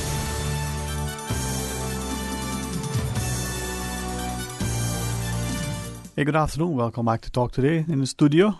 Next thing coming up there are we, as we invite you to call and share your thoughts. 949-8037 or 949-6990. Welcome, good afternoon. You're on Talk Today. Hello. Hey, good afternoon. You good? Yes, sir. How about you? Well, I don't know. You're going to tell me when I done. I got 3 subjects I want to touch on. All you right. can write them down in between you and the young man that is there. How you know he's young? Answer them. Eh? How you know he's young? I'm looking at him, man. I know he's young. What? Yeah, So wait a These minute. cameras and the image is important. Boy, I tell you. but he not good looking like you, though. You see, you're good save, man. Good save. But where he from, you see, when you from West Bay, and we gonna leave that off. Thank you. Yeah, okay. So then. 3 points. All right. Yeah, okay. And you write them down for me because I am. It's been a long time I haven't called in, and I don't call in too often because I'm living, first of all, in a strange land, in a foreign land. Mm. Although I'm born in Mary Street, but I live in a foreign land. Okay? Mm-hmm. Real quickly, today I went by the election office to verify my signature, and you had to fill out a form. Mm-hmm. I had to show my ID. Then I had to answer questions as well. Now, I thought that they would have a list of all the voters, like how they do when you have an election, and once you give them your name, they would look up your name and your address and say, is this your address still? Yeah, and your name is, and they're looking at my ID card and draw a line through it, and that would be it. I thought that's how it worked. I thought that's how it should work. Quickly again, are they bringing in observers to watch this process, how it's going to happen? And when the people start to come out around to your homes to verify your signatures, and you are not home, I really don't think that they're going to come back. They come in one time, and if you're not home, they're going to say, well, we couldn't verify this person's signature. We couldn't locate this person. All of these is a lot of stuff that is in this that nobody not really looking after. And it, again, do CPR, how anybody working in the election area to know that this process is being carried out good. Well, we would. Sorry? When I finish, I can hang up and you answer me, please. No. Before you go on, I was going to say to you that we would want to only from the perspective of sort of the separations. His Excellency has shared that he's going to be, because the supervisor of elections reports directly to the His Excellency the Governor. So the political any inference of political influence would be taken away. Now, are we sharing in from your comments that to date that we have concerns about the process and equally about any of the other methods of data collection, whether it's by the Economics and Statistics Office, through the census or otherwise? I mean, we are of the belief that we have competent, trustworthy people who never try to manipulate or otherwise, improperly influence these processes. But, Brother Sterling, Jesus had 12 disciples, and one of them deceived him. Only one? Yeah, only one deceived him. But did Judas deceive him?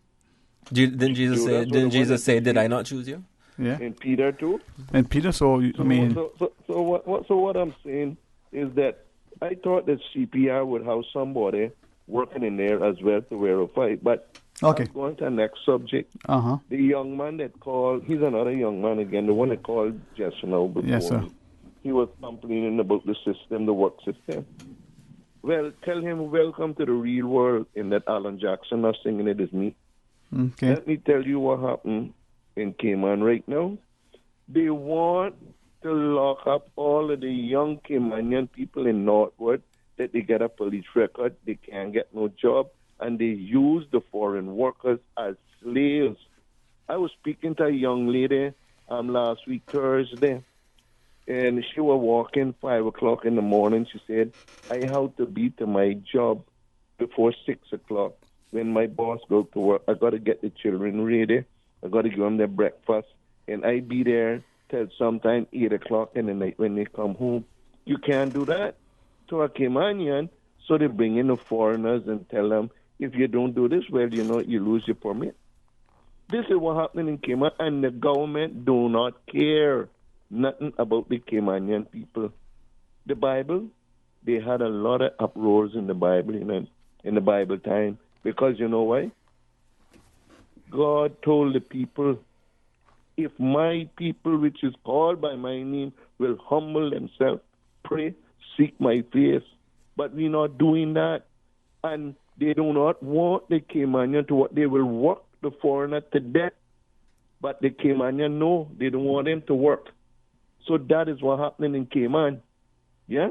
Mm-hmm. And I feel sorry for the young people that is coming up now because, Mr. Sterling, they got a lot of young men and young women that are home shut-in, depressed, sad, fed up, and there is no programs the government put in place and nothing for them to bring them out. They lost confidence in their own self because of the system in Cayman. You understand? Mm-hmm. And they're not getting no help, and they're just sitting down, they're dying and wasting and going to drugs for comfort. It is sad. Many young girls, young girls, they come out of school smart, but they ain't got no job. Everywhere they go, they turn them down. They tell them, you ain't got no experience. Boy, I wish it was in the 60s and 70s when we would go to look for work. You know what Elroy Arch would say? Come tomorrow morning, 7 o'clock. Let me see what you could do. We didn't need no resume there. Mm-hmm. We didn't need no resume. But I feel sad for Cayman. I done going down the hill now, So it's not me, but I got grandchildren, great-grandchildren, and I feel so sorry for them because the government really don't care about them. The government is relaxed, collecting their salary every month. Not even the politicians not even worry no more. Politicians only worry about your election time, but I'm putting it on the air now. Nobody don't come look for me for election because I'm not voting no more. Even if my mother come out the grave, I'm not voting no more. And don't tell me about you're satisfied with who you got because the other one you get and do the same thing. So I am very sorry, but this process that you're going through about the port now, there's plenty of holes in that. When they come to visit you one time and they don't find you, because they can come while working hours, while you going to work, to look for you, and they can say, we couldn't verify the signature. That's it. I want to hear the answers. Thank you very much. God bless you all. And this is the real world we're in. All right. Hey, thank you for sharing that, sir. And now, Ms. Susie said there's another caller, but there we can, if you want, you put three things on the table. I think the last one was on the port. Was that what it was? The prisoners. So go to the phones, Ms. Is that Susan? what it was? All right. Phone lines are open, and invite you to call and share your thoughts. And then the young people in prison, and they're like, oh, she says it's news time. I'm sorry, Ms. Susan. I didn't even look at the time. Boy, this thing coming fast. All right, so it's just a minute or less than a minute before 2. So we'll go to our news. When they come back, we'll continue our discussion. But there has been gracious with his time. And as we share with you, we invite you to call and share your thoughts with us. Stay tuned for Talk Today. Continuing the Caymanian tradition. Let Cora keep my ground so clean. The heart and soul of the Cayman people. Thank you for keeping the culture alive. There's spread the news every day. From East End to Georgetown, down into West Bay. Radio Cayman in the Cayman Islands. Radio Cayman. From Radio Cayman's newsroom. Headline. These are the biggest stories right now. Cullers claimed more than 20,000 greenies last week, bringing the total number of iguanas culled in the Department of Environment's program to 728,000. As Cayman moves into the 34th week of the nationwide green iguana cull, designed to tackle the growing population of the invasive species, the Department of Environment says it is seeing a slight increase in numbers. Good afternoon, I'm Dion Anglin with your headlines and news elsewhere. An Indian magician who attempted to recreate Harry Houdini's famed trick by jumping shackled into a river is feared dead. Chanchal Lahiri was meant to escape and swim to safety but did not emerge from the Hooghly River in West Bengal State.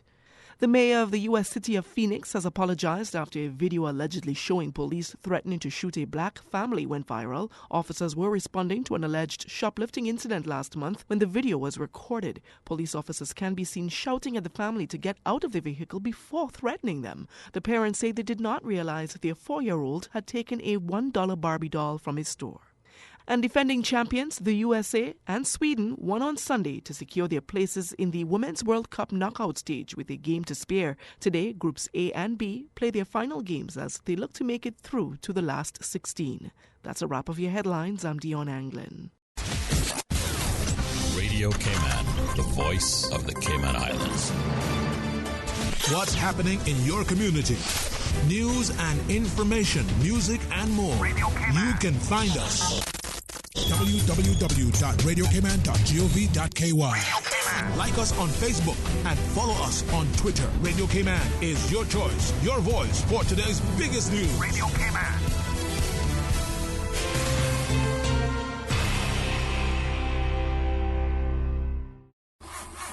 Wow, it seems I buy a battery every year. Oh, for real? You should buy your car battery from Vantman. Their batteries are tough. I have a 3-year warranty on mine. Oh, I know that trick. I take it back and they charge me a percentage of the price. Hear me out, bro. Not at Vamp Bobo. You can get a 3-year full warranty, no charge. And if they install it at Vamp, it includes free towing and jumping service. And let me tell you, you will never have to get your hands dirty changing no battery. Get Motorcraft Max or Plus battery for 20% off when it's installed by the service department at Vamp Motors on Walkers Road. Now that's a deal you can get charged up about. Vamp Motors, keeping you on the road. Extended through June. Support our port, support our tourism. Across the Caribbean, our competitors have built piers that give cruise ship passengers a better arrival and departure experience. How can we expect to compete if we don't meet passengers' expectations? Looking forward, looking bright. Learn more and spread the word. Support our port, support our tourism. Talk today. But I do have some questions. Talk today. Cayman Islands' foremost listeners' participation program. Talk today. Because there are more questions than answers. What the public is saying. Waiting to take your calls right now. Sterling Dwayne Ebanks.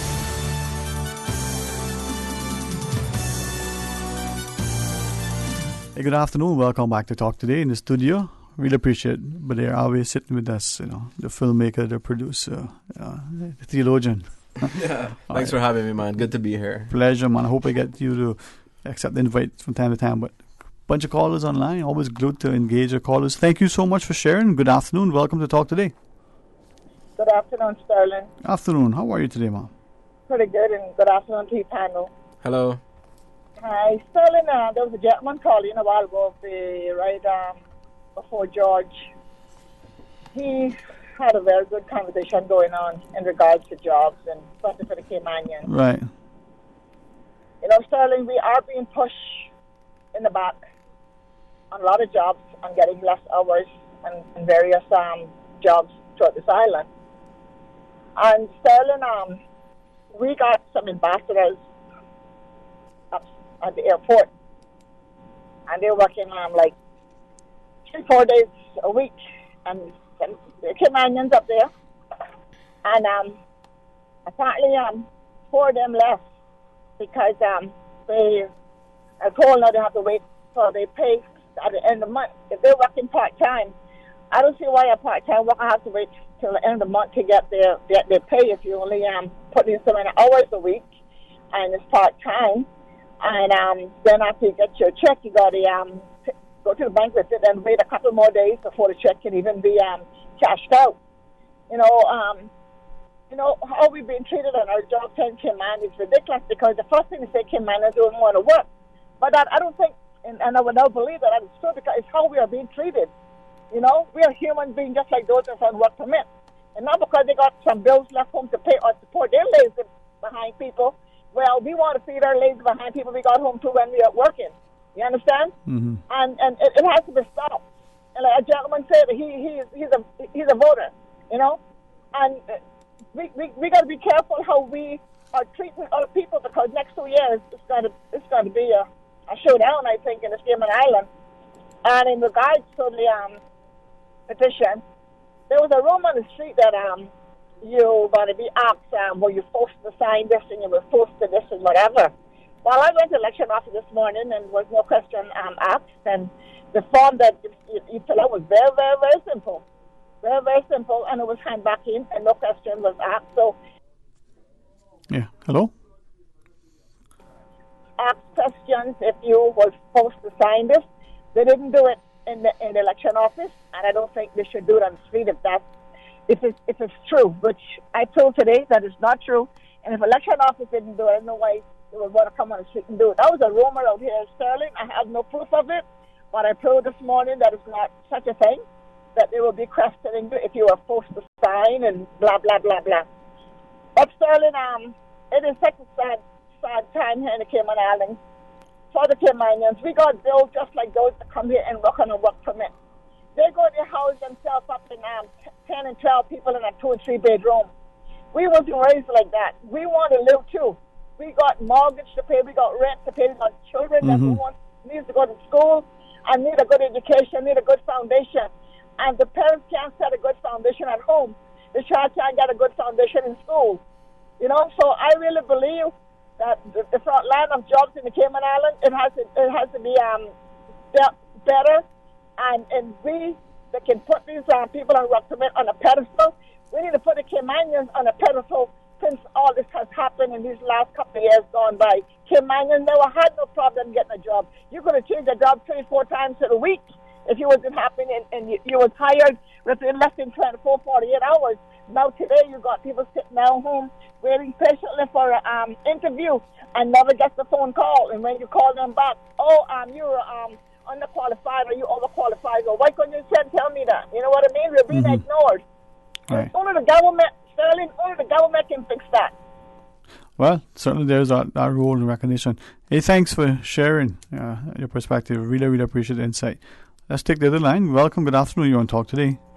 Good afternoon, Sterling. How are you? Very well. And yourself? Good, good. I am behind those last 3 callers. And I tell you, it would take an army of labor to change this immigration system and the government, because I'm not sure what the people in the heads of government are thinking. I mean, they're sitting very comfortable in their own seats, collecting their big money, not worrying about the Caymanians. And I'm very surprised that we have educated children here and young people that can't get a job. You go into the supermarkets, you see them packing, the expats packing shelves, doing cashiers, pushing carts. Why can't Caymanians have those jobs? It's a shame to see what we're going through. Our forefathers made this island, and they didn't know how hard, the foreign people didn't know how hard they worked. And they worked real hard with nothing, and they enjoyed what they had. They worked for £1 probably a month, and let me tell you, it did, and they raised their families. And right now, the expats are coming making big bucks, and the Caymanians are getting nothing. They are being, just like what Ms. Jan said, being sent home, waiting for jobs, and then you can hear there's no job, or they haven't heard an answer from their interview or nothing, and they don't have the manners. And you know what? The people in government are all corrupt and coward. And when I say corrupt, they're all capital letters, corrupt and coward, because no one will support the Cayman children. No one. And I'm telling you, it's a shame what they are doing. Very shameful. And the thing is, we Caymanians have paved the way for so many, and all Caymanians are smart people. We don't have any lazy people in this island. People can go pull bush, they can cut yard, they can do anything for $1, but they're not just getting a chance. And I think something really has to stop. This workforce that they have, they need to have that clean up before they can do anything. It's not immigration anymore, it's work, but it's not doing their job as work. So I am hoping that something will be done. Thank you. All right, thank you too for sharing. And we'll go to the other line. Good afternoon, you're on Talk Today. Hello, good afternoon. All right, but there are a couple of calls as we get them all set up. But the caller's perspective is that the Cayman Islands now seems to be in need of certain things. Let's check this caller though. Okay. All right. Hey, welcome. Thanks for calling. You're on Talk Today. Mr. Dwayne. Yes, sir. How are you, my friend? All right, good. afternoon to you and your guest. Good afternoon. I'm listening to the callers. You hear what's going on. Mm-hmm. Some people it sound frightening. Some people it sound rejoiceful. But why would it frighten some and why would others rejoice? So the power going shift. Okay, so just that prospect of a power shift. People realizing what they really worth. You think they always knew that, or did it just now come into realization? I think in it, the new generation coming in. I think that influencing the old and the new. Mm-hmm. I think they're having a message broadcast on it. Say we need to live the life we're here to live. Now what somebody else want you live for a couple of pieces of paper. Yeah. Can that transition, that shift in power, can that come about peaceably? It can. It can if there were alternate subsistence in the mix. But it's not that. They're not that there. So you had a peace offering. Okay. Yeah, like when you had a peace offering, you would give something of peace, something to show peace. Right. What they're going to show is a couple scotches on a piece of paper, and they're going to sit down in a big radio hall, and they're going to say, "I, nay," that. That's not worth it for me. I don't know who else they worth it for, but let me show you something that can go same side as me. Because the friends I got, that's a few. And if you see what they had to go through, this is doing. You wonder how they're still alive. But yeah, now with all that though, as I listen to you, and is it then that when we point fingers, start looking to somebody to blame or somebody to lead, is it the politician or is it us as a people, the individual voter, for instance? Where does our responsibility and accountability rest? No, but you see the part where it's like you have to vote. Somebody have to be elected. You see that, right? Right. All right. So even if I see nobody that fits my criteria, whatever the hell it is. The criteria? Right? All right. Yeah. I still have the vote. Not sure? I guess some would say that makes me voting for something I don't want to vote. That means almost forcing me to vote. Not sure? But in that instance, then why not? Let's say the area in which you want to represent, or want a different representative. Let's say there's two people. There's choice A and choice B, and you say, "Well, I don't really want either one because 6 of one, half dozen the other." Why don't people, when they see that, say, "You know what? I'm going to do it," and then they jump into it. They may not win. I mean, they might too, but why don't people, when they look at that option, why don't they jump in and say, instead of having just A and B as the two options, let me jump in and give it C? No, because then they out of the high class society. Then you can't mingle and mix with them. Then, you don't vote for me, you can't come eat my barbecue. But is it just a high class society, or is it that they're coming to be a new species? Mr. Dwayne? You never heard that yet? Never heard that yet? They're thinking that they're a new species. Yeah. All right. So where we left off is that we need to start standing up and telling these folks how it go, because if I vote for you, that means you work for me, You hear that chicken roundabout there? He worked for me too, You understand? He in my yard, you understand? Yeah. But same thing as these politicians. They in my yard, they vote, they work for me. You understand? It's not the other way around. But this seems that there's a disconnect. Somehow we have made them get to the perspective where they believe otherwise. We increased their pay like twice. Mm-hmm. We must make them feel like they're doing something good, Nigel. Mm-hmm.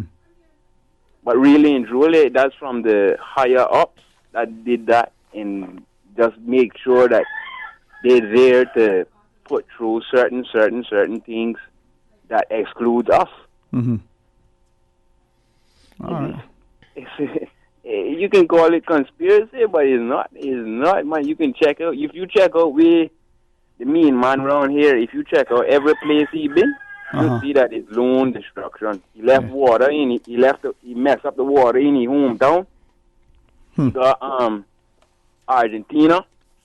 He got Belize. Come on, his brother lives in the House of Lords in London. You think you messing with a little guy? Little guy? No. He's supreme. He want his island to be his own. Well, I hear you, man. Listen, appreciate you sharing, right?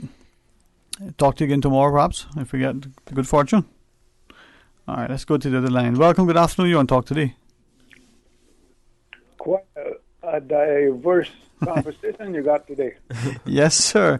Thank you for adding to it as well. Who's the guy, man you have on there? Because I don't know what his name. I haven't heard his name. I've been on kind of listening a little bit here and there. Okay, it's Badir Awi. Hi, nice to meet you. Badir Awi. Yeah, Badir Awi. Oh, okay. Well, so I guess what you're talking about is where Cayman is headed and how we get pointed in that direction and so forth and so on. Mm-hmm. Okay. Yep. Well, I think the short answer to that, there were people saying, I don't give no short answer, but what I think is the short answer is that we have not really put enough buoyancy on ourselves to float up to where the level that we should be floating.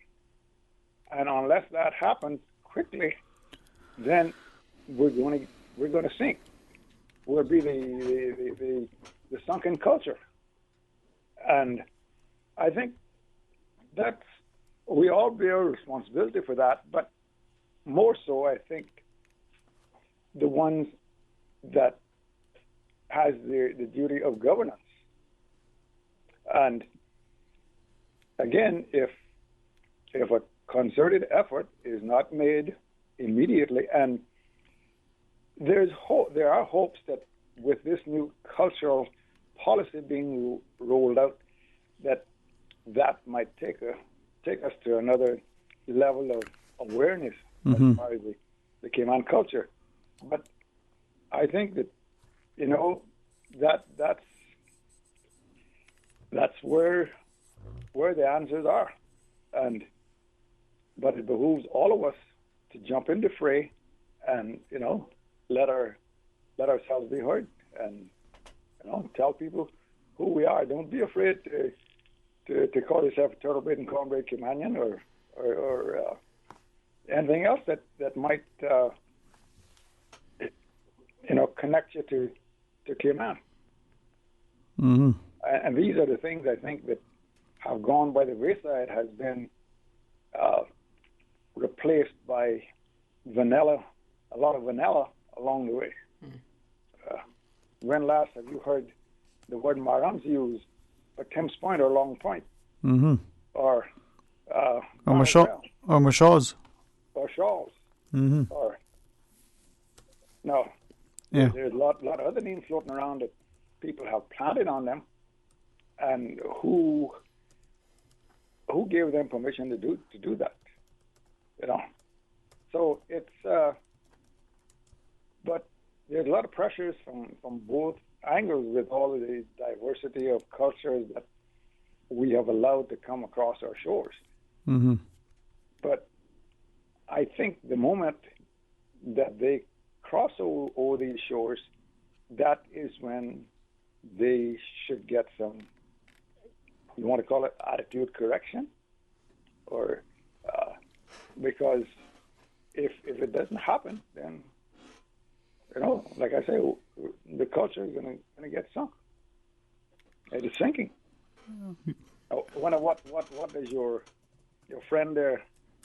What's his thoughts on that?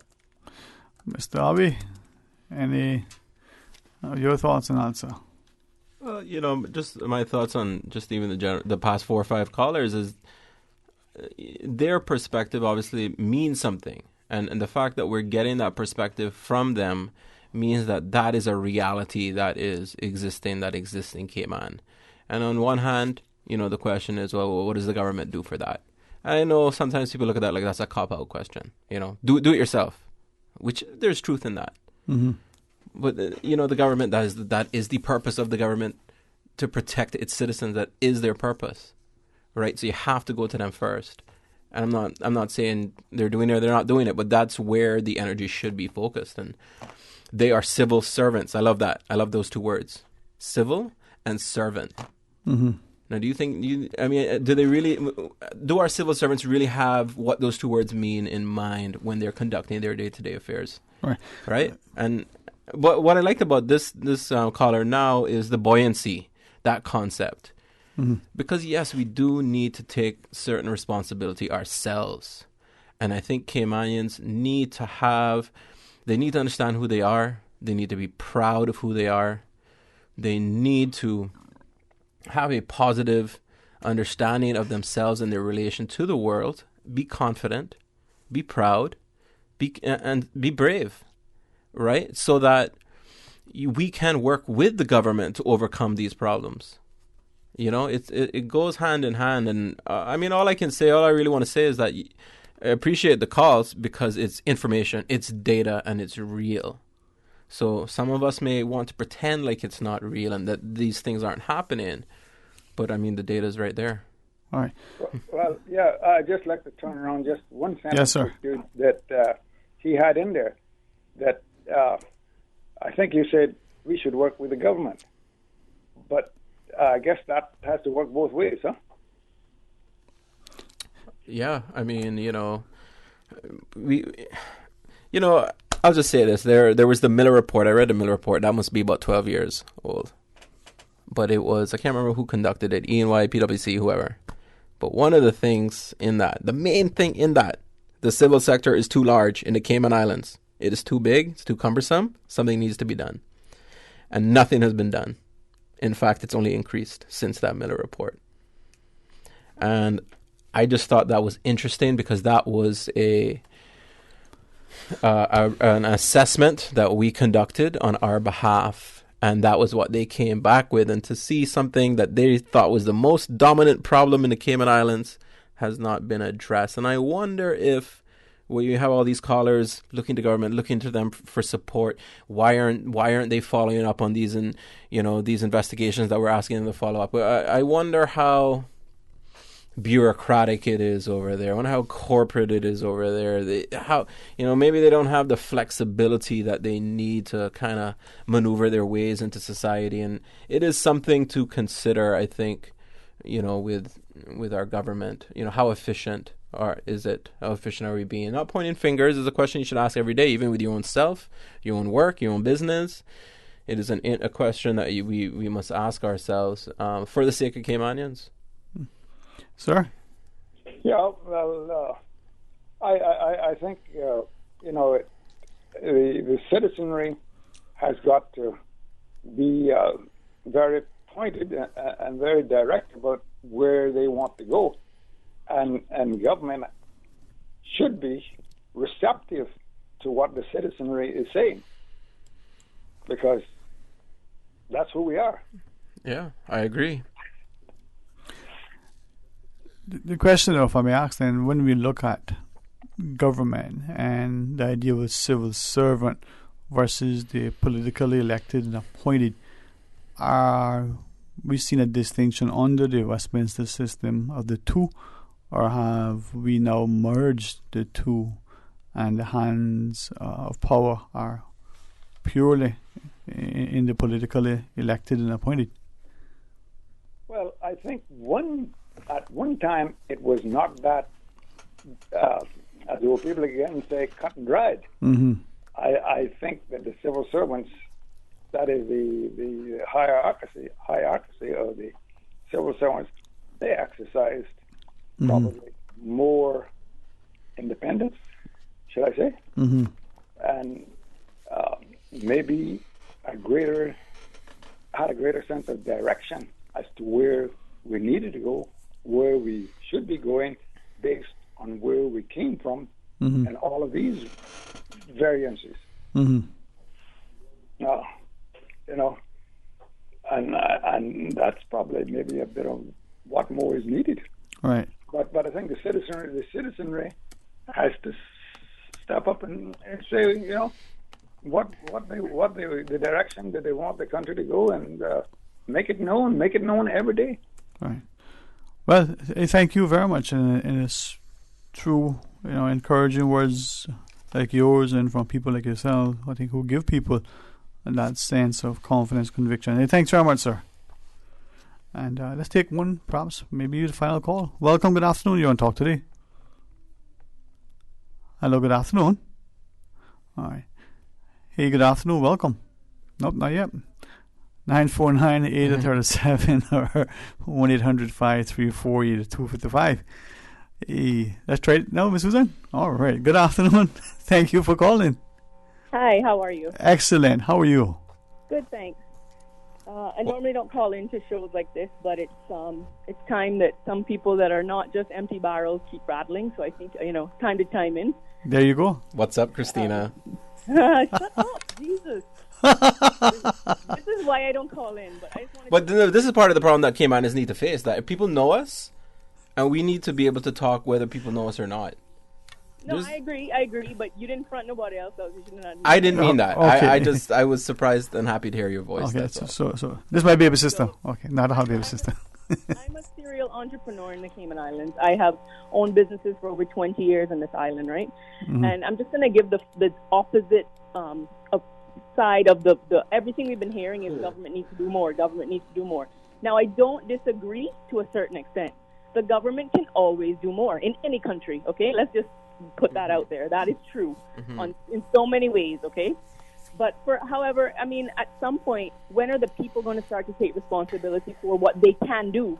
This is part of my problem, is that the people that are talking that government's not doing anything, that's actually factually erroneous. The government has several good programs running right now. I actually facilitate one of them. So I'm not a civil servant, but I am a outsider who has helped government facilitate programs. And what we see in those programs are the young Caymanians coming to those things. After day one, they don't show up anymore. It's a week-long program fully paid for by the government to get them ready to work.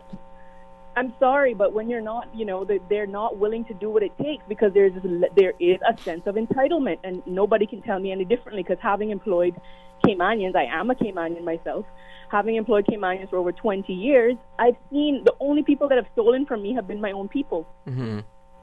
So when things like that happen, it hurts to a degree where you're putting yourself out there for your own people, and they're the ones that actually end up hurting you.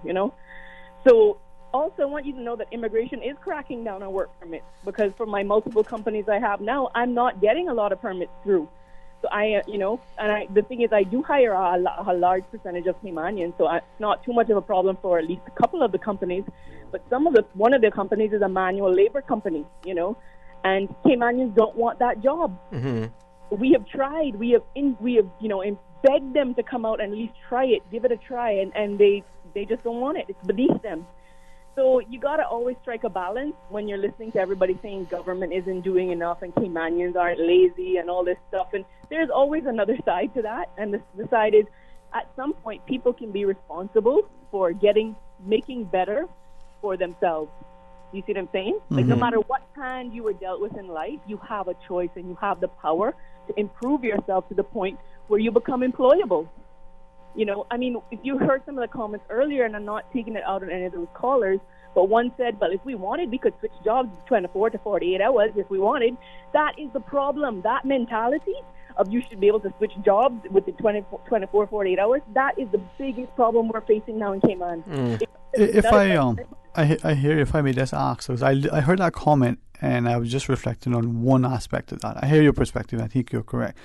But I know of instances, and this is, they said, decades ago, where because of difficulties in the workplace, Caymanians seemingly, for the most part, wanting to avoid confrontation, have an environment where they're working where could be in today's context, be considered, constructive dismissal. They leave that job to go to another one to avoid dealing with the issue. Is that part of the challenge that in the past we don't want to be recognized, we don't want confrontation, we left a job to go to another employer because it was available, but we just left the problem? Similarly to what we may, allegedly what we may be doing in our schools, where we have an issue, we need to move the child from this school to that school and not address an issue. Yeah, I mean, I'm sure that's a part of it, absolutely. I think that's very valid, but I think that there's also, you have to factor in the fact that mentality is we're Caymanians, so we should be able to pick up the jobs, whether we're qualified for them, whether we're actually mentally prepared for them, whether we're astute enough to do them, and that's not right. Yeah. And you never go anywhere in any country and see that, Yeah. So, are we also setting our people up to fail as well? We'll give someone an appointment for whatever reason, whatever the reason is, a token appointment we give them because we want to pacify somebody, maybe we're instructed to give them, and they're there, but they don't have the skills, the resources, and they fail. We say, look, see, they can't do it. We're not supporting the people, we're not training them. Have we then confused this notion that if a man can't, and I just say a man, meaning male and female, can't prosper and profit in his own country, given that sort of right at first, refusal, as it were, with this notion that you need to also be qualified and able to do this thing. The brain surgeon, that's because you're a Caymanian, you should be expected to go into the operating room and perform brain surgery. You should be a qualified, licensed, properly practicing brain surgeon. So have we sort of confused those two things? I think so. I think we are, continuing to perpetuate a system of setting people up for failure, especially our own people. That's one of the main reasons there. But the other reason is, the people that are coming from different countries, they're just average in their country. They're not wealthy and amazing. Like, when they come here, they flourish. Why? Because we're a country that's not hungry. We like to complain, and we like to talk about it, and we like to get on the radio, but we are not hungry enough to actually get up. But Adair mentioned it earlier, action. Right. We are not willing to take action. You go to Jamaica, it's the hungriest country because they are desperate. It is way too comfortable in Cayman, and people are not willing to do what it takes. If you have to clean a house to get to help yourself, why not do that? Right. If you have to serve at the bar, why don't you do that? Why are Caymanians not willing to take those jobs? And people are saying they're being blocked from those jobs. Immigration is doing a good job of watching those borders. They're not letting a lot of expats into those roles. Where they're letting the expats into the roles where Caymanians truly cannot compete, which is like, the partners of accounting firms and law firms and all things like that, until they, rise in the ranks. Yeah. I'm going to beg Miss Susan for a couple of minutes, only to, I'll take the licks for you, Miss Susan. Mama, I hear you, and I like the perspective, but can I also ask then, the Caymanian, however we flavor and term that Caymanian who exhibits what we would call ambition and drive and determination and a strong work ethic and ethos and entrepreneurial spirit, who wants to get somewhere. Is it then that our own Caymanians will say, who he think he is, where he think he going, not being supportive, but put things to demoralize and somewhat demean? I mean, is that part of the issue? We're our own worst enemies? We always have the crab in the bucket mentality as well, right? So I think for me, if I see somebody that's an entrepreneur and that really trying, I'm going to do my best to promote and support them. And I think you're right. It's a lot of jealousy and a lot of bitterness, and again, people not willing to take responsibility for where they're at. The guy that wrote Chicken Soup for the Soul, Jack Canfield, he says this: if you are not willing to take 100% responsibility for where you are in life right now, you will never grow. And so that's the point that we need to get to, where we stop relying on others, including the government. There are things available that people are not availing themselves of. And I think that's part of the problem. You can sit there and talk about it, but talking is not going to change it. You have to take responsibility, do an internal sort of analysis and an audit, and say, listen, what can I really do? So your own SWOT analysis, in a sense. Exactly. Yeah. Well, I appreciate it. I hope you will call more often. Have an opposing view, eh? Yeah, definitely. Yeah, I'm going to send a message your way, okay, by a mutual friend. How about that?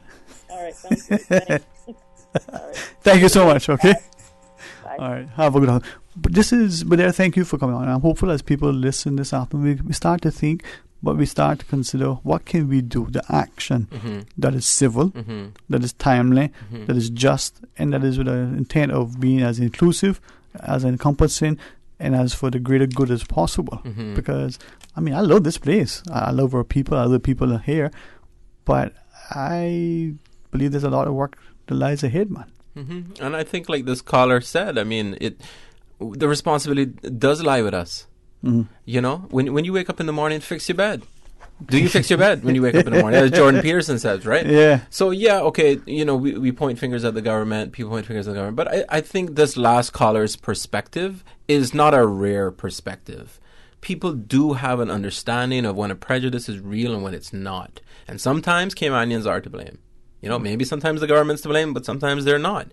So while you can point at government and you can vote in an election, what you definitely can do is change yourself. And we said that earlier. Mastering others is strength. Mastering yourself is true power. And I think that's what this last caller has is, at the end of the day, it's our divine right. We have it in our hands and our souls to change. And that's got to be our perspective as well. Yeah. Well, if I may leave us with this WhatsApp from one of our listeners who I know from his contributions personally, not only very knowledgeable about what goes on locally and globally, but well-spoken, well-informed. And he shared, I just paraphrase, that many of the jobs that some foreign nationals do here, they would not willingly want to do in their home countries. But they got to make a living, right? So they'll do it here. And if you notice that when some of the people from these other countries get a Caymanian status and they become Caymanian, what they do, start looking for jobs that they think are better, better paying, better position, better prestige, right? Upward mobility, we may call it.